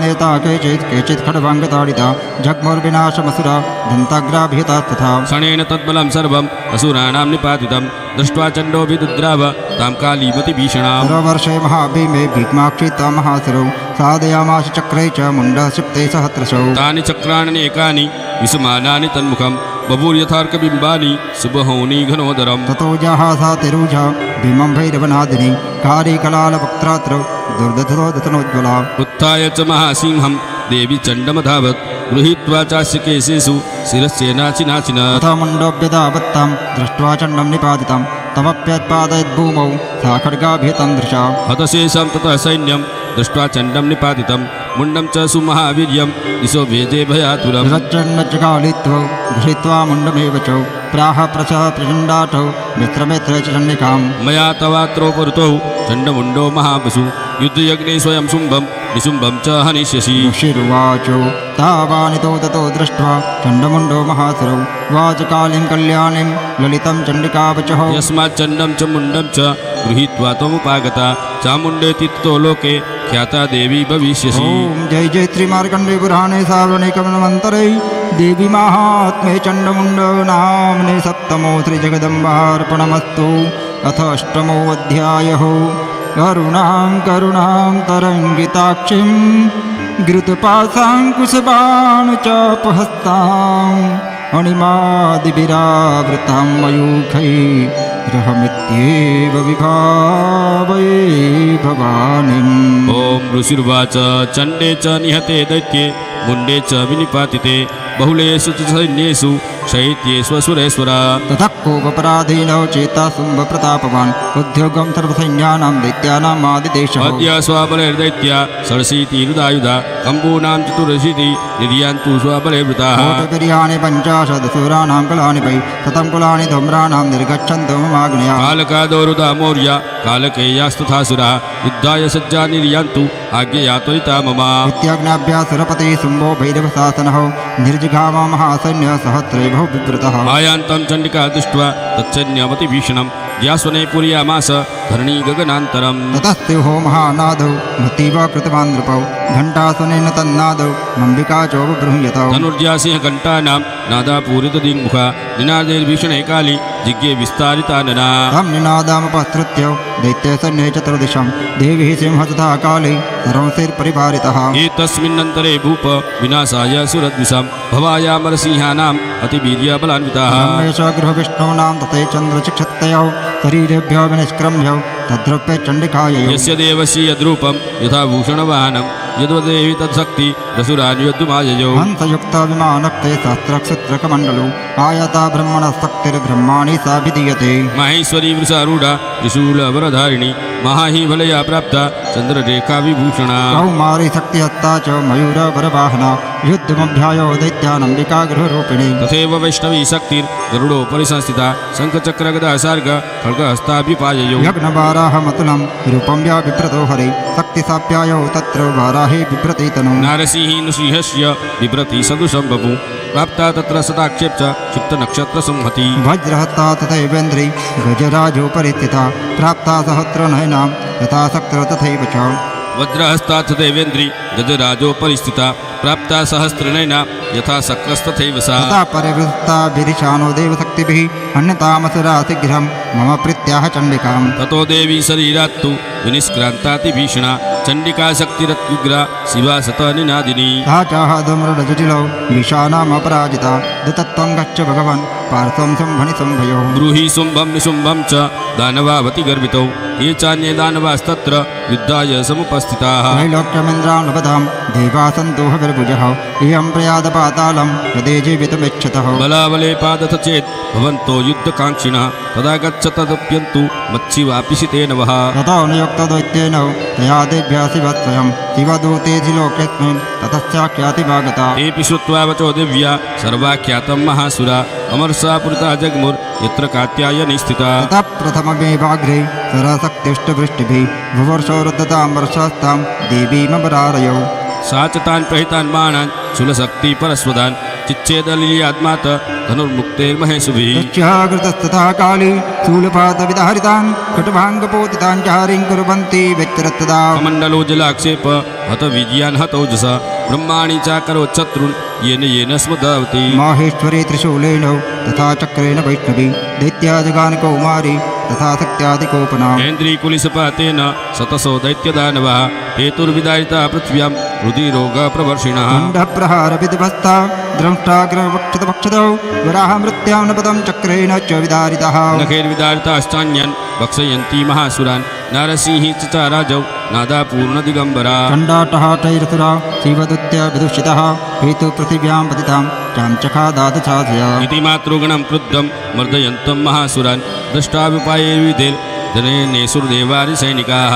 बलान् दृष्ट्वा दैत्यान् मातृघ्नादितान् युद्धमभ्यायो क्रुद्धो रक्तबीजो महासुरः रक्तबिन्दुरिदा भूमौ पतत्यस्य शरीरतः समुत्पतति मेदिन्यां तत्प्रमाणस्तदासुरा योधो स गदापाणि इन्द्रशक्त्या महासुरः ततश्चेन्द्रैर्वज्रेणौ रक्तबीजमताडयत् कुलिसेन हतस्यासु बहुशुश्राव शोणितं समुत्तस्तु ततो योद्धा तद्रूपा तत्पराक्रमाः यावन्तः पतितस्तस्य शरीरात् रक्तबिन्दवः तावन्तः पुरुषादाता तद्विद्य बलविक्रमः तेतापि युधुस्तत्र पुरुषा रक्तसम्भवा समं मातृभिरत्युग्र शस्त्रपाताति भीषणाम् पुनश्च वज्रपातेन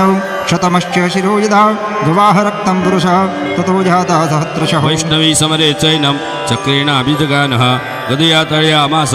ऐन्द्रितमसुरेश्वरम् वैष्णवी चक्रभिन्नस्य रुधिरस्रावसम्भवैः सहस्रक्षो जगद्व्याप्तं तत्प्रमाणे महासुरैः शक्त्या जगान कौमारी वाराही च महासिना माहेश्वरी त्रिशूलेन रक्तबीजं महासुरम् स चापि गदया दैत्यौ सर्वाये वाहनत् पृथक् मातृकोपसमाविष्टो रक्तबीजो महासुरः तस्याः तस्य बहुधा शक्तिशूलादिभिर्भुवि पपातियो वे रक्तौघ तेना संसत्सो सुराः हेचरासम्भूतै रसुरैः सकलं जगत् व्याप्तमाशि ततो देभ्यः भयमाजग्मरुत्तमम् तान् विसन्नान् सुरान् दृष्ट्वा चण्डिका प्राह सत्वरा उवाच कालिं चामुण्डे विस्तीर्णं वदनं कुरु वस्त्रत्रपात्रसम्भूतान् रक्तबिन्दुर्महासुरान् रक्तबिन्दो प्रतिच्छत्वं वक्त्रेणानेन वेगिनः भक्षयन्ति चररणे तदुत्पन्नान् महासुरान् एवमेष क्षयं दैत्य क्षीणरक्तो गमिष्यति भक्षमाणा तया चोग्रा न चोपश्यन्ति चापरे युक्तित्वा च ततो देवी शूलेनाभिजगानतम् मुखेन कालिजगृहे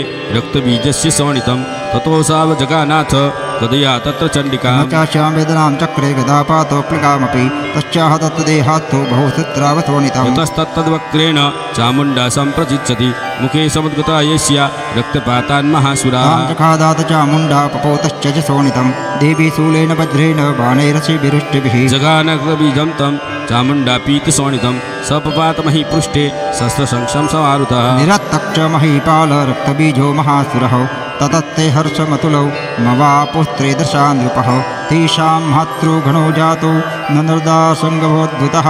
जय जय श्रीमार्कण्डे पुराणे सावरणिकवनमन्तरे देवी माहात्म्ये रक्तबीजो नामौ अष्टमो श्रीजगदम्बार्पणमस्तु।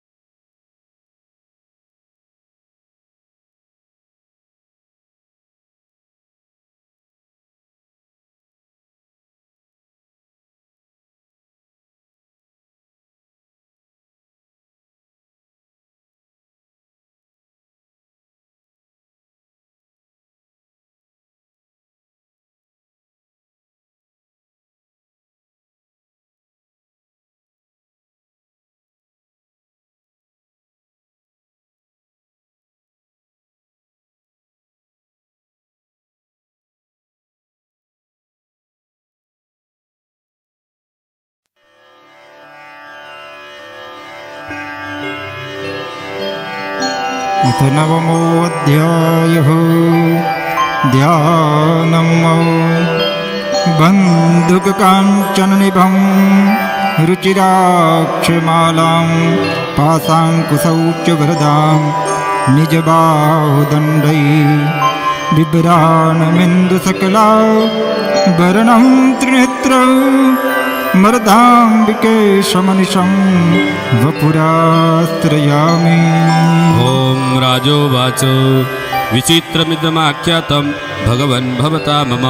देव्याश्चरित्रमाहात्म्यं रक्तबीजवदाश्रितं। भूयस्त्रेषामहं त्रोतो रक्तबीजे निपातिते चकार शम्भो यत्कर्मौ निसंवच्यादिकोपनः। ऋषिरुवाच चकारकोपमतुलं रक्तबीजे निपातिते शुम्भासुरो निशुम्भश्च हते स्वन्येषु चाहवे। हन्यमानं महासैन्यं विलोक्यामर्षमुद्वहम् अभ्यधावन्निशुम्भोऽथौ मुख्यया सुरसेनया। तैष्याकृतस्तथा पृष्ठे पार्श्वयोश्च महासुरा सन्तष्टोष्टुप्ता क्रुद्धा हन्तुं देवीमुपाययु। आजगाम महावीर्यौ शुम्भोऽपि स्वबले वृतः निहन्तो चण्डिकां कोपात् कृत्वा युद्धं तमातृभिः। ततो युद्धमतीवासीत् देव्या शुम्भनिशुम्भयो सरवर्षमतीवग्रं मेघयोरिव वर्षतोः। चिच्छेदास्तास्त्रास्ताभ्यां चण्डिका स्वस्तरोत्करैः ताडयामास साङ्गेषु शत्रुगैरसुरेश्वरौ। निशुम्भो निशितं खड्गं चर्मचादाय सुप्रभम् अताडयन्मुर्निशीहं देव्या वाहनमुत्तमम्। ताडिते वाहने देवी शूरप्रेणाशमुत्तमं निशुम्भस्यासु चिच्छेदौ चर्मचाप्यचन्द्रकम्। छिन्ने चर्मणि खड्गे च शक्तिं चिक्षेपसोऽसुर तामप्यस्य द्विधा चक्रे चक्रेणाभिमुखागता। कूपात्मादौ निशुम्भोऽथौ शूलं जग्राह दानवौ आयन्तं मुष्टिपातेनौ देवी चापि चूर्णयात्। आविद्याथग्धां सोऽपि चिक्षेप चण्डिकां प्रति सापि देव्या त्रिशूलेन भिन्ना भस्वत्ममागता। ततः परशुहस्तं तं मयायान्तं दैत्यपुङ्गवम् आहत्यं देवी बाणौघै रपातयत भूतले। तस्मिन् निपतिते भूमौ निशुम्भे भीमविक्रमे भ्रातर्यतीव संक्रुद्ध प्रजयो हन्तुमम्बिकाम्। सरसततात्युच्चै गृहीतः परमायुधैः भुजैरष्टाभिरतुलै भाप्याशे शम्भवो नभः। तमायान्तं समालोक्य देवी शङ्खमवादयत् ज्यास्वदं सापि धनुश्चकारातीव दुस्सहम्। पूरयामास ककुभौ निजघण्टासनेन च समस्तदैत्यसैन्यानां तेजोवधविदायिनां। ततः सिंहो महानाद त्याजितेव महामदे पूरयामास गगनं गां तथैव दिशो दश। ततः काले समुत्पत्य गगनं स्मत्ताडयत् कराभ्यां तन्निनादेन भ्राङ्कन्तेनातिरोहितः। अट्टाट्टासमशिवं शिवदूती चकारः तै शब्देन सुरास्तेषु शुम्भः कोपं परं ययौ। दुरात्मं तिष्ठ तिष्ठेति व्याजहाराम्बिका यदा यदायत्यभिहितं देवीराकाशसंस्थितैः। शुम्भेनागत्य आसक्तिर्मुक्ता ज्वालातिभीषणा आयान्ति वह्निकूटाभा सा निरस्ता महोल्कया। सिंहनादेन शुम्भस्य व्याप्तं लोकत्रयान्तरं दीर्घातनिस्सनो गौरौ जितवानवनीपते। शुम्भमुक्ताञ्चरान् देवी शुम्भस्तत्प्रतिहताञ्चरान् विच्छेद स्वसरैरुग्रे शतशोथ सहस्रश। ततः सा चण्डिका क्रुद्ध्वा शूलेनाभिजिगानतं स तदाभिहतौ भूमौ मूर्छितो निपातः। ततो निशुम्भ सम्प्राप्य चेतनामात्तकार्मुका आजगानशरैर्देवीं कालीं केसरिणं तथा। पुनश्च कृत्वा बाहुना मयूतं धनुजहित्वरौ चक्रायुधेन दितिच्छादयामास चण्डिकां। ततो भगवती क्रुद्धा दुर्गा दुर्गार्तिनाशिनी चिच्छेवतानि चक्राणि स्वसरैषायकांस्ततान्। ततो निशुम्भो वेगेन गदामादाय चण्डिकाम् अभ्यधावत् वै हन्तौ दैत्यसैन्यसमावृतः। तस्यापतत एवासु गदां चिच्छेसि चण्डिकां खड्गेन शतधारेण स च शूलं समाददे। शूलहस्तं समायान्तं निशुम्भं रार्दनं हृदिविभ्यागशूलेन वेगाविद्धेन चण्डिकां। भिन्नस्य तस्य शूलेन हृदयान्निःसृतोपरः महाबलो महावीर्य तिष्ठेति पुरुषो वदन्। तश्च निष्क्रामतो देवी प्रहस्य स्ववनत्ततौ शिरश्चिच्छेदखड्गेन ततो सावत्पतोद्भुवि। ततः सिंहश्चखादोग्रं नष्टाक्षोणाक्षिरोधरान् असुरांस्तथा काली शिवदूती तथा वरान्। कौमारी शक्तिनिर्भिन्ना केचिन्नरसुरमहासुराः ब्रह्माणि मन्त्रपूतेन तोयेनान्ये निराकृतः। माहेश्वरी त्रिशूलेन भिन्ना पेतुस्तथा परे वाराहि तुट्टघातेन केचिच्चूर्णीकृता भुवि। खण्डं खण्डं च चक्रेण वैष्णव्यादानभाकृता वज्रेण चेन्द्रहस्ताग्रौ विमुक्तेन तथा परे। केचिन्विने सुरसुरा केचिन्नष्टा महाहवात् भक्षिताश्चापरे काली शिवदूती मृगाधिपै। जय जय श्री मार्कण्डे पुराणे सावर्णिकमन्वन्तरे देवी माहात्म्ये निशुम्भनाम नवमो श्रीजगदम्बार्पणमस्तु। अथ दशमोऽध्यायः ध्यानम् उत्तप्तहेमरुचिरां रविचन्द्रवह्नि नेत्रां धनुक्षरयुतां कुशस्पाशशूलं रम्भे भुजे च ददतिं शिवशक्तिरूपां कामेश्वरीं हृदि भजामि दुतेन्दुलेखाम् ॐ ऋषिरुवाच निशुम्भं निहतं दृष्ट्वा भ्रातरं प्राणसंहितं हन्यमानं बलं चैव कुम्भकृद्वविद्वचः बलावले पादुष्टे त्वं मा दुर्गे गर्वमावह अन्यासां बलमाश्रित्य युध्यस्य याति मानिनी देवी उवाच एकैवाहं जगत्यत्र द्वितीया काममापरा पश्येता दुष्टमय्येव विसन्त्यो मद्विभूतयः ततः समस्ता देव्यो ब्रह्माणि प्रमुखालयं तस्या देव्या तनौ जग्मौ ढेकेवाशे तदाम्बिका देव्युवाच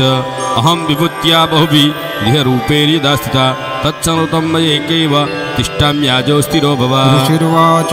ततः प्रवृते युद्धं दिव्या शुम्भश्च चोभयौ पश्यतां सर्वदेवानां मसुराणां च दारुणां सर्वर्षैसिते शस्त्रे तथास्त्रैश्चैव दारुणि तयोर्युद्धमबुद्भूय सर्वलोकभयङ्करम् दिव्यानेत्राणि सततो मुमुच यान्यथाम्बिका भवञ्जत्तानि दैत्रेन्द्र तत्पतिघ्रातकर्तुभिः मुक्तानि तेन चास्त्राणि दिव्यानि परमेश्वरि बभञ्जलीलयेवोग्र ओङ्कारोच्चारणादिभिः ततस्तरः सतः देवी माच्चादयतसोऽसुरः सापि तत्कुपिता देवी तनुच्चिच्छेव चेषुभिः छिन्ने धनुषि दैत्येन्द्र तथा शक्तिमथा ददे चिच्छेददेव चक्रेण तामपश्य करे स्थिता ततः खड्गमुपादाय ततः चन्द्रं च भानुमत् अभ्यधावत् तदा देवी दैत्यानामधिपेश्वरः तस्या पतते एवासु खड्गं चिच्छेद चण्डिका धनुर्मुक्ते शितैर्बाणै चर्मचार्ककराम्लम् तथा च तदा दैत्यौ छिन्नधन्वाभिसारथिः जग्राहमुद्गरं घोरौ गुम्बिका निधनोद्यतः चिच्छेदापततस्तस्य उद्गरं निशितैश्वरैः तथापि सोऽभ्युधावत्तां मुष्टिमुद्यम्य वेगवान् समुष्टिं पातयामासौ हृदये दैत्यपुङ्गवौ दैव्यास्तं चापि सा देवी तलेन रक्षताडयत् तलप्रहाराभिहतो विपातमहीवले सदैत्यराज सहसा पुनरेव तथोत्थितः अपत्य च प्रगरोह्यच्छे देवी गगनमास्थितः तत्रापि सा निराधारा युधे चण्डिका नियुद्धं खेतदा दैत्य चण्डिका च परस्परं चक्रतु प्रथमं सिद्ध मुनिविस्मयकारकम् ततो नियुद्धं सुचिरं कृत्वा तेनाम्बिकासौ उपात्य प्रामयामाशौ चिक्षेपो धरणीतले सक्षिप्तो धरणिं प्राप्य मुष्टिमुद्यम्य वेगित अभ्यधावत दुष्टात्मा चण्डिका निधनेच्छया समायान्तं ततो देवी सर्वदैत्यजनेश्वरं जगत्यां पातयामासु भित्त्वा शूलेन पक्षसि स गतासु पपातोर्भ्यं देवी शूलाग्रवीक्षतः चालयन् सकलां पृथ्वीं सप्तदीपांस पर्वतां ततः प्रसन्नमखिलं हते तस्मिन् दुरात्मनि जगत्वाच्यमपि वापो निर्मलं च भवन्नवः उत्पातमेघासोल्का ये प्रागासंस्ते समं ययुं सरितो मार्गवाहिन्य तथा संस्तत्र पातिते ततो देवगणः सर्वे हर्षनिर्भरमानसः बभूर्वो निहते तस्मिन् गन्धर्वो ललितं जगु अवादयन् तथैवान्ये ननु साप्सरसो गणा बहु पुण्यास्तथा वाता सुप्रभो बुद्धिवाकर जाज्वलिक्षाग्नयः शान्ता शान्तादिग्जनितस्वनः जय जय श्रीमार्कण्डे पुराणे सावर्णिक मन्वन्तरे देवी माहात्म्ये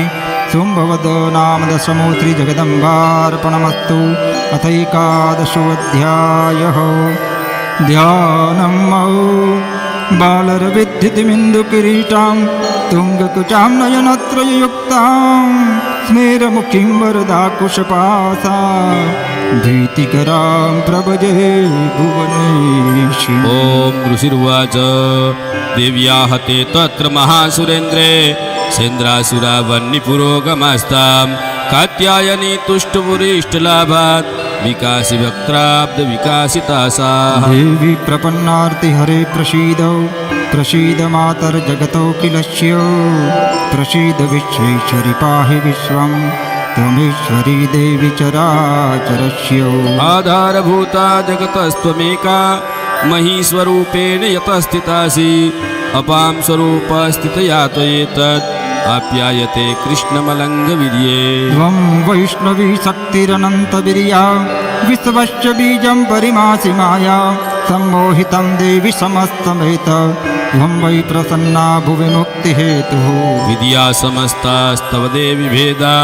स्त्रियः समस्ता सकला जगत्सु त्वय्येकया पूरितमम्बयेतत् काते स्तुतिस्तव्यपरा परोक्ति सर्वभूता यदा देवी स्वर्गमुक्तिप्रदायिनी संस्तुता सुतये काभा भवन्तु परमोक्तयः सर्वस्य बुद्धिरूपेण जनस्य हृदि संस्थिते स्वर्गापवर्गदे देवी नारायणी नमोस्तुते कलाकष्टादिरूपेण परिणामप्रदायिनी विश्वस्य वरतो सक्ते नारायणी नमोस्तुते सर्वमङ्गलमाङ्गल्ये शिवे सर्वार्थसाधिके शरण्ये त्र्यम्बके गौरी नारायणी नमोस्तुते सृष्टिस्थिति विनाशानां शक्तिभूते सनातनी गुणात्रये गुणमयी नारायणी नमोस्तुते शरणागतदीनार्थ परित्राणपरायणे सर्वस्यार्तिहरे देवी नारायणी नमोस्तुते हंसयुक्तविमानस्थे ब्रह्माणि रूपधारिणी कौशम्भक्षरिके देवी नारायणी नमोस्तुते त्रिशूलचन्द्राहिधरे महावृषभवाहिनी माहेश्वरी स्वरूपेण नारायणी नमोस्तुते मयूरकुक्कुटव्रते महाशक्तिगरे नगे कौमारी रूपसंस्थाने नारायणी नमोस्तुते शङ्खचक्रगदा सर्ग गृहीत परमायुधे प्रसीद वैष्णवी रूपे नारायणी नमोस्तुते गृहीतोग्र महाचक्रे द्रष्टो द्रुतवसुन्धरे वराहरूपिणी शिवे नारायणी नमोस्तुते नृसिंहरूपेणोग्रेण हन्तुं दैत्यान् कृतोद्यमे त्रैलोक्यत्राणसहिते नारायणी नमोस्तुते किरीटिनी महावज्रे सहस्रनयनोज्ज्वले वृत्रप्राणहरे चन्द्री नारायणी नमोस्तुते शिवदूती स्वरूपेण हतदैत्यमहाबले घोररूपे महारावे नारायणी नमोस्तुते दंष्टाकरालवदने शिरोमाला विभूषणे चामुण्डे मुन्नवतने नारायणी नमोस्तुते लक्ष्मीलज्जे महाविद्ये श्रद्धे पुष्टि स्वदे ध्रुवे महारात्रि महाविद्ये नारायणी नमोस्तुते मेघे सरस्वती वरे भूतिभ्राववितामसि नियते त्वं प्रसीदेशे नारायणी नमोस्तुते सर्वस्वरूपे सर्वेशे सर्वशक्ति समन्विते भयेभ्यस्त्राहिनो देवी दुर्गे देवी नमोस्तुते एतत्ते वदनं सौम्यं लोचनत्रयभूषितं पातु नः सर्वभीतिभ्यः कात्यायनी नमोस्तुते ज्वालाकरालवत्युग्र मशेषासुरसूदनं त्रिशूलं पातु नो भीतिर्भद्रकाली नमोस्तुते विनत्ते तेजसांसि स्वनेनया पुर्या जगत् स घण्टा पातु नो देवी पापेभ्यो न सुतानि वौ असुरासुरवसा पङ्क चर्चितस्ते करोज्ज्वल शुभाय खड्गो भवतु चण्डिके त्वां नता वयम् रोगानशेषानपहं चितुष्टा हृष्टा तु कामान् सकलानभीष्टान् त्वमाश्रितायान्न विपन्नराणां त्वमाश्रितायाश्रयतां प्रयान्ति एतत्कृतं यत्कदनं त्वयाद्य धर्मद्विषां देवी महासुराणां रूपेरनेकै बहुदात्ममूर्तिं कृत्वाम्बिके तत्प्रकरोति कन्या विद्यासु शास्त्रेषु विवेकदीपे स्वाध्येषु वाक्येषु चकातधन्या ममत्वघर्तेति महान्धकारे बिभ्रामयत्ते वदतीव विश्वम् रक्षांसि यत्रोग्रविशाश्च नागा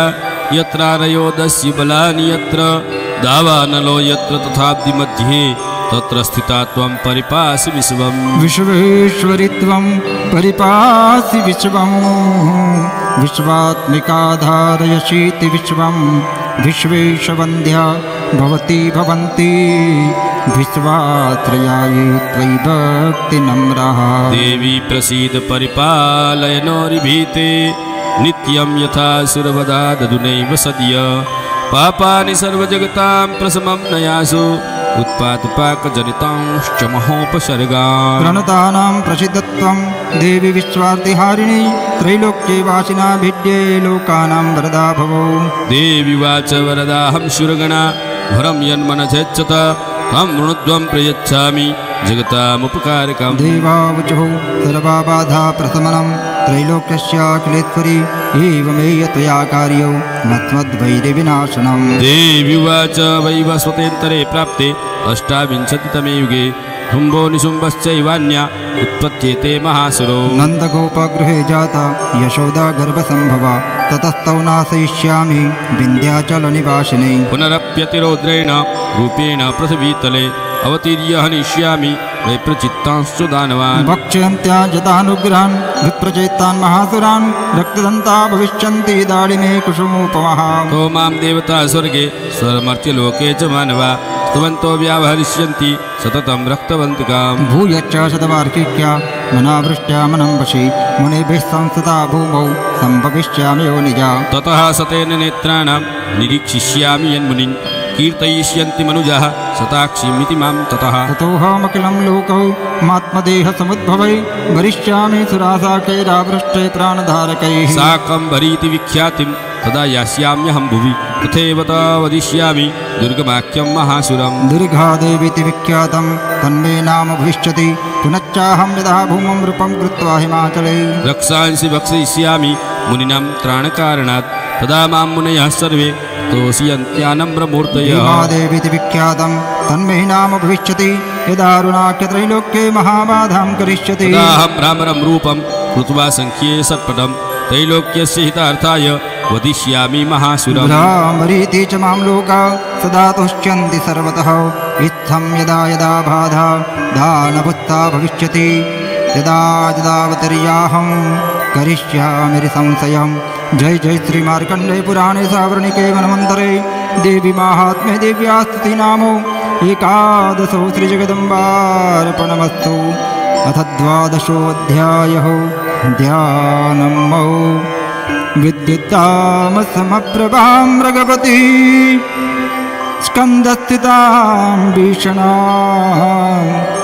कन्याभिकरवालकीटविलसः धस्ताभिरासेविताम् हस्ते चक्रगदासिकेटविशिखान् चापं गुणं तर्जनीं बिभ्राणामनलात्मिकां शशिधरां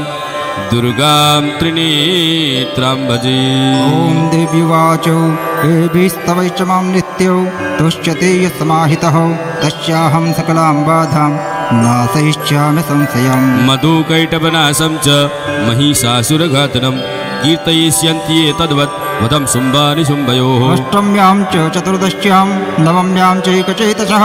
श्रोष्यन्ति चैव ये भक्त्या मम माहात्म्यमुत्तमम् न तेषां दुष्कृतं किञ्चित् दुष्कृतोत्थानचापदा भविष्यन्ति न दारिद्र्यं न चैवेष्टवियोजनम् शत्रुतो न भयं तस्य दश्चितो वानराजतः न सत्रानलयो दोधात् कदाचिच्छं भविष्यति तस्मान्ममेतन्माहात्म्यं पठितव्यं समाहितै श्रोतव्यं स सदा भक्त्या परं स्वस्त्याय नहितात् उपसर्गानशेषांसु महामारी समुद्भवान् तथा त्रिविधमुत्पातं माहात्म्यं समयन्मम यत्रेतत्पठ्यते सम्यक् नित्यमायतनेतम सदा न विमुक्ष्यामि सान्निध्यं तत्र मे स्थितम् बलिप्रदाने पूजाय मग्निकार्ये महोत्सवे सर्वै ममैतच्चरितं मुच्चार्यं श्राव्यमेव च जानता जानता वापि बलिपूजा तथा कृतं प्रतिचिच्छाम्यहं प्रीत्या वह्निहोमं तथा कृतं शरत्काले महापूजा क्रियते या च वार्षिकी तस्याममैतमाहात्म्यं कृत्वा भक्तिसमन्वितः सर्वाबाधा विनिर्मुक्तो धनधान्यासुतान्विता मनुष्यो मत्प्रसादेन भविष्यति न संशयः कृत्वा ममैतमाहात्म्यं तथा चोपत्तयस्वा पराक्रमं स युद्धेषु जायते निर्भयः पुमान् विपवः संशयं यान्ति कल्याणं चोपपद्यते नन्दते च कुलं पुंसां माहात्म्यं मम शृण्वता शान्ति कर्मणि सर्वत्र तथा दुःस्वप्नदर्शने गृहपीडासु चुग्रासु माहात्म्यं शृणुयान्मम उपसर्गासमं यान्ति गृहपीडाश्च दारुणा दुःस्वप्नं च नुविदृष्टं सुस्वप्नम् उपजायते बालगृहाभिभूतानां बालानां शान्तिकारकं सङ्घातभेदे च नृणां मैत्रीकरणमुत्तमम् दुर्वृत्तानामशेषाणां बलहानिकरं परं रक्षो भूतपिशाचानां पठनादेव नाशनम् सर्वं ममैतमाहात्म्यं मम सन्निधिकारकं पशुपुष्पार्घ्यधूपैश्च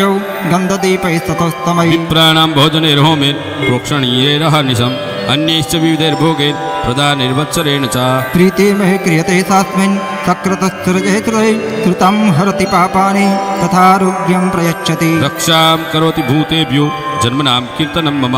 इत्येषु चरितं यन्मे दुष्टदैत्यनिबर्हणम् तस्मै हृदय वैरिकृतं भयं पुंसा न जायते यस्माभिस्ततयो याच्च ब्रह्मर्षिभिः कृता ब्रह्मणा च कृतास्तास्तु प्रयच्छन्ति शुभां मतिम् अरण्ये प्रान्तरे वापि दाभाग्निपरिवारितः दस्युभिर्वावृतोस्तन्ये गृहीतो वापि शत्रुभिः सिंहव्याघ्रान् व्यातो वा वने वा वनहस्तिभिः राज्ञा क्रुद्धेन याज्ञस्थो वध्यो बन्धगतो विवा आकूर्णितो वा तेन स्थितपोते महार्णवे पतत्सु चापि शस्त्रेषु सङ्ग्रामे भ्रूषधारुणे सर्वाबाधासु घोरासु वेदनाभ्यर्दितोऽपि वा स्मरन् ममेतच्चरितं नरो मुच्येत सङ्कटात् मम प्रभावात् सिंहाद्या दस्यवो वैरिणस्तथा दुरादेव पलायन्ते स्मरतच्चरितं मम ऋषिरुवाच युक्तिक्त्वा सा भगवती चण्डिका चण्डविक्रमा पश्यतामेव देवानां तत्रैवान्तरधीयत तेऽपि देवा निरातङ्का स्वाधिकारान्यथा पुरा यज्ञभागभुजं सर्वे चक्रवेदितारयोः दैत्या च दैव्या निहते सिंहो देवरिपो यदि जगद्विध्वंसिनी तस्मिन् महोग्रे तुलविक्रमे निशुम्भे च महावीर्ये शेषा पातालमाययौ एवं भगवती देवी सा नित्यापि पुनः पुनः सम्भूय कुरुते भूप जगतः परिपालनम् तयेतन्मोह्यते विश्वं सैव विश्वं प्रसूयते सा याचिता च विज्ञानं तुष्टारुद्धिं प्रयच्छति व्याप्तं तैतत् सकलं ब्रह्माण्डं मनुजेश्वरं महाकाल्या महाकाले महामारी स्वरूपया सैव काले महामारी सैव सृष्टिर्भवत्यजा स्थितिं करोति भूतानां सैव काले सनातनी भवकाले नृणां सैव लक्ष्मी वृद्धिप्रदा गृहे सेवाभावे तथा लक्ष्मी विनाशायोपजायते स्तुता सम्पूजिता पुष्पैर्धूपगन्धादिभिस्तथा ददाति वित्तं पुत्रांश्च मतिं धर्मे गतिं शुभाम् ॐ जय जय श्री मार्कण्डे पुराणे सावर्णिके मनवन्तरे देवी माहात्म्ये फलस्तुति नाम द्वादशो त्रिजगदम्बार्पणमस्तु अथ त्रयोदशोऽध्यायः ध्यानम् बालाकमण्डलापासां चतुर्बाहुं त्रिलोचनां पाशाङ्कुशवराभीतिं धारयन्तीं शिवां भजे ॐ ऋषिर्वाच एतत्ते कथितं भूप देवी माहात्म्यमुत्तमम् एवं प्रभावा सा देवी येदं धार्यते जगत् विद्या तथैव क्रियते भगवद्विष्णुमायया तया तवै च वैश्ये च तथैवन्य विवेकिनः मोह्यन्ते मोहिताश्चैव मोहमेष्यन्ति चापरे तामुपैहि महाराज शरणं परमेश्वरीम् आराधिता सैव नॄणां भोगस्वर्गः प्रवर्गदा मार्कण्डे उवाच इति तस्य वचः श्रुत्वा सुरथः स नराधिपः प्रणिपत्य महाभागं तं ऋषिं संस्थितव्रतं निर्मृणोतु महात्मेन राज्यापहरणेन च जगाम सद्यस्तपसि स च वैश्यो महामुने सन्दर्शनार्थमम्बायां नदीपूलिनि संस्थितः स च वैद्यस्तपस्तेपे देवी सूक्तं परं जपं तौ तस्मिन् कुलिने देव्या कृत्वा मूर्तिं महिमयीम् अर्हणा च कृतस्तस्य पुष्पतूपाग्नितर्पणै निराहारो यताहारो तन्मनस्कौ समाहितौ ददतुस्तौ बलिं चैव निजगातासुर्भुक्षितम् एवं समाराधयतो स्त्रीभिर्वर्षय्यतात्मनः परे तुष्टा जगद्धात्रीं प्रत्यक्षं प्राह चण्डिका देव्युवाचो यत्प्राप्यते त्वया भूपौ त्वया च कुलनन्दनः मत्प्राप्यतां सर्वं परितुष्टा ददामि तत् मार्कण्डेयुवाच ततो वव्रे नृपो राजम् अविभर्षयन्म जन्मनि अत्रैव निजं राज्यं हतशत्रुबलं बलात् भूपि वैश्य ततो ज्ञानं ब्रवे निर्मिणमानसो ममेत्यहमिति प्राज्ञौ सङ्गविच्युतिकारकम् देव्युवाच स्वल्पैरहोभिर्नृपते स्वं राज्यं प्राप्स्यते भवान् हत्वा रिपुनस्खलितं तव तत्र भविष्यति ब्रूतच्च ब्रूयसम्प्राप्यौ जन्मदेवादिवस्तुतौ सावर्णिको नाम मनुर्भवान् भुवि भविष्यति वैश्यवर्य त्वया यश्च वरोस्मत्तो विवाञ्छितः तं प्रयच्छामि संसिद्ध्ये तव ज्ञानं भविष्यति मार्कण्डेयुवाचो इति दत्त्वा तयोर्देवी यथा विलसितं वरम् बभूवान्तरिता सद्यो भक्त्या ताभ्यामभिष्टुता एवं देव्या वरं लब्ध्वा सुरथः सत्रियर्षध्वा सूर्या जन्म समासाद्य सावर्णी भविता मनो एवं देव्या वरं लब्ध्वा सुरथः क्षत्रियार्षभः सूर्याज्जन्म समासाद्य सावर्णिर्भविता मनु क्लीं ॐ जय जय श्री मार्कण्डे पुराणे सावर्णिके मनवन्तरे देवी माहात्म्ये सुरथवैश्यो वरप्रधाननामो त्रयोदशो श्रीजगदम्बार्पणमस्तु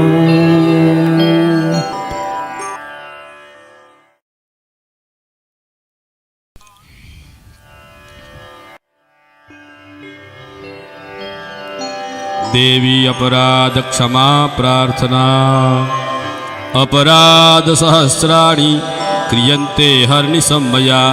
दासोऽयमिति मां मत्वा क्षमस्व परमेश्वरी आवाहनं न जानामि विसर्जनं पूजां चैव न जानामि क्षम्यतां परमेश्वरी मन्त्रहीनं क्रियाहीनं भक्तिहीनं सुरेश्वरी यत्पूजितं मया देवी परिपूर्णं तदस्तु मे अपराधशतं कृत्वा जगदम्भेति चाचरेत् यां गति समवाप्नोति न तां ब्रह्मादयस्सुरः सापराधोऽस्मि शरणं प्राप्तस्त्वां जगदम्बिके इदानीम् अनुकम्प्योऽहं यच्छसि तथा कुरु अज्ञानाद् विस्मृते भ्रान्त्या यन्यूनमधिकं कृतं तत्सर्वं क्षम्यतां देवी प्रसीद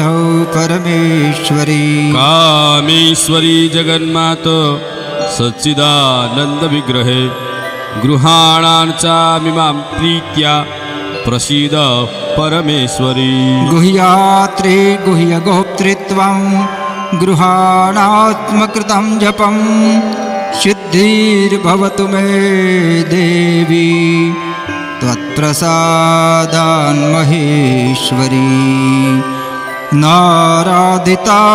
विधिना विविधौपचारैः किं रुक्षचिन्तनपरे न कृतं वचोभिः श्यामे त्वमेव यदि किञ्चन मय्यनाथ दत्सै कृपामुचितमम्ब परं तवैव आपत्सुमग्ना स्मरणां त्वदीयां करोमि दुर्गे करुणार्णवेशी नैतच्छठत्वं मम भावयेथा सुधा तृषार्ता जननीं स्मरन्ति जगदम्ब विचित्रमत्र किं परिपूर्णा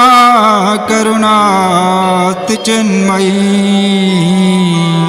अपराध परम्परा परं न हि माता समुपेक्षते सुतं मत्समःपातकी नास्ति पापघ्नी त्वत्समानहि एवं ज्ञात्वा महादेवी यथा योग्यं तथा कुरु यथा योग्यं तथा कुरु प्रातः स्मरामि शरदिन्दुकरोज्ज्वलाभां सहद्रत्नवन्मकरकुण्डलहारभूषा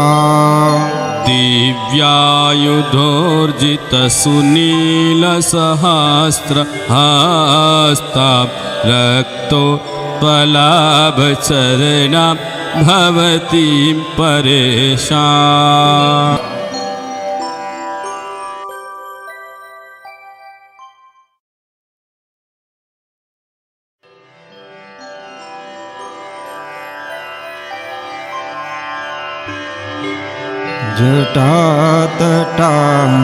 जटातटान्तरोल्लस सुरापगोर्भिवाश्वरं ललाटनेत्रबिन्दुना विराजमानशेखरं लसद्विभूतिभूषितं फणीन्द्रहारमीश्वरं लसद्विभूतिभूषितं फणीन्द्रहारमीश्वरं नमामि नाटकेश्वरं भजामि हाटकेश्वरं नमामि नाटकेश्वरं भजामि हाटकेश्वरम्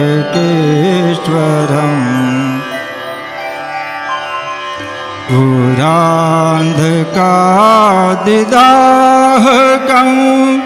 मनोभवप्रदाहकं महाधरासिनाशकं अभीप्सितार्थदायकं जगत्त्रयेककारकं विभाकरं वेदाकरं नमामि नाटकेश्वरं भजामि हाटकेश्वरम्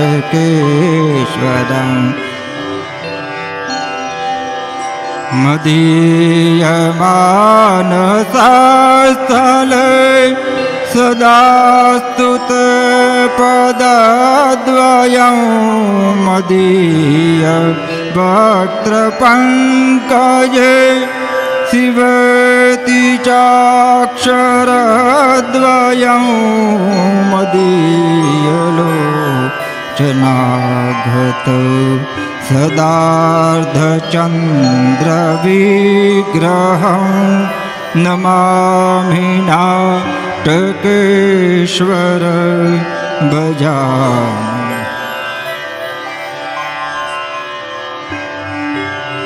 भजन्ति हाटकेश्वरं सुभक्तिभावतोत्रये भवन्ति हाटकेश्वरः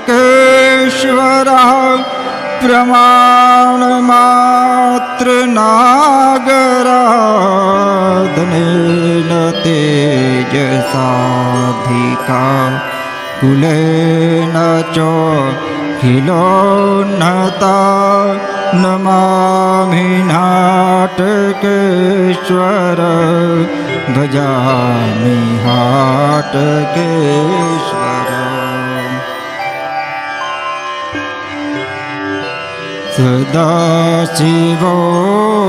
सदाशिवोऽत्यमित्यः निशुम्भजतयोजन सदाशिवं करोति तं न संशयोऽत्र काचन अहो दयालुता महेश्वरस्य द्रश्यतां बुधा नमामि नाटकेश्वर भजा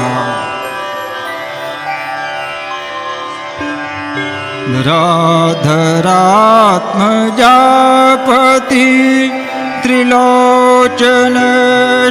शङ्कर गिरीशचन्द्रशेखर हिराजभूषणेश्वर महेशनन्दिवाहने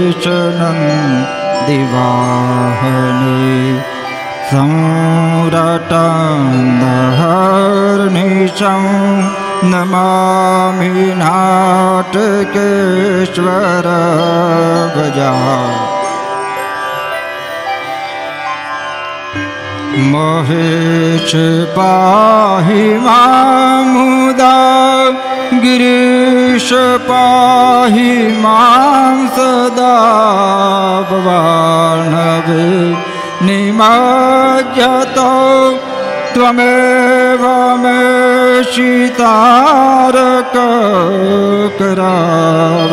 शितारकरावलम्बनं जटे देहोऽधुना प्रदीयतां नमामि नाटकेश्वरं भजाटकेश्वरम्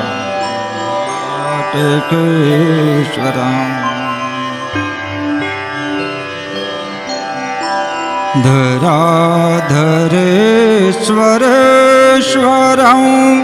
शिवं निधीश्वरं स्वरं सुरासुरेश्वरं रमापतीश्वरं महेश्वरं प्रचण्डचण्डिकेश्वरं विनीतनन्दिकेश्वरं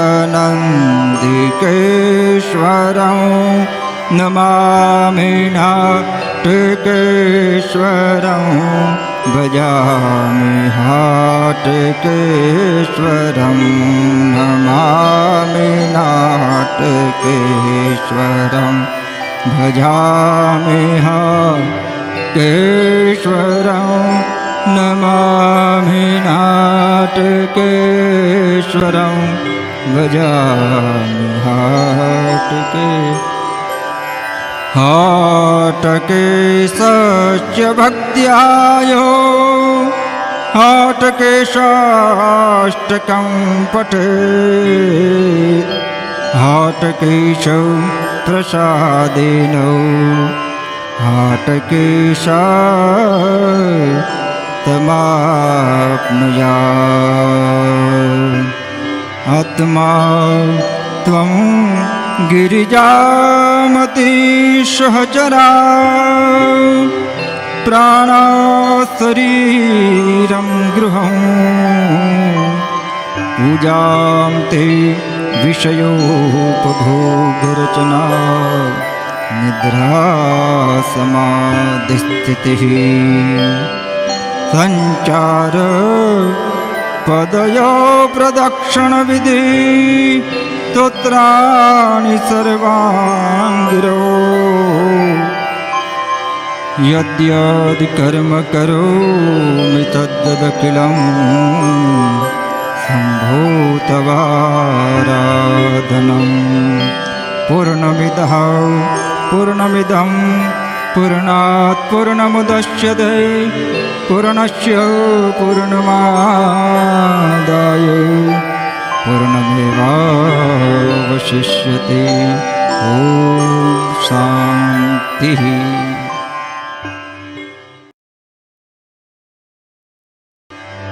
हाटके सच्च भक्त्यायो हाटके शाष्टकं पठेत् हाटकेश प्रसादेन हाटकेशा तमाप्नुयात्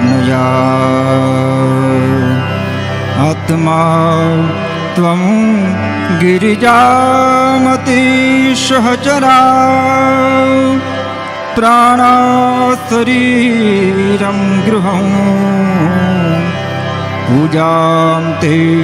विषयोपभोगरचना निद्रा समाधिस्थितिः संचार पदयो प्रदक्षिणविधि स्तोत्राणि सर्वाङ्गिरो यद्यद् कर्म करोमि तद्दखिलं सम्भूतवाराधनं पूर्णमिदं पूर्णात् पूर्णमुदच्यते पूर्णस्य पूर्णमादाय पूर्णमेवावशिष्यते ॐ शान्तिः।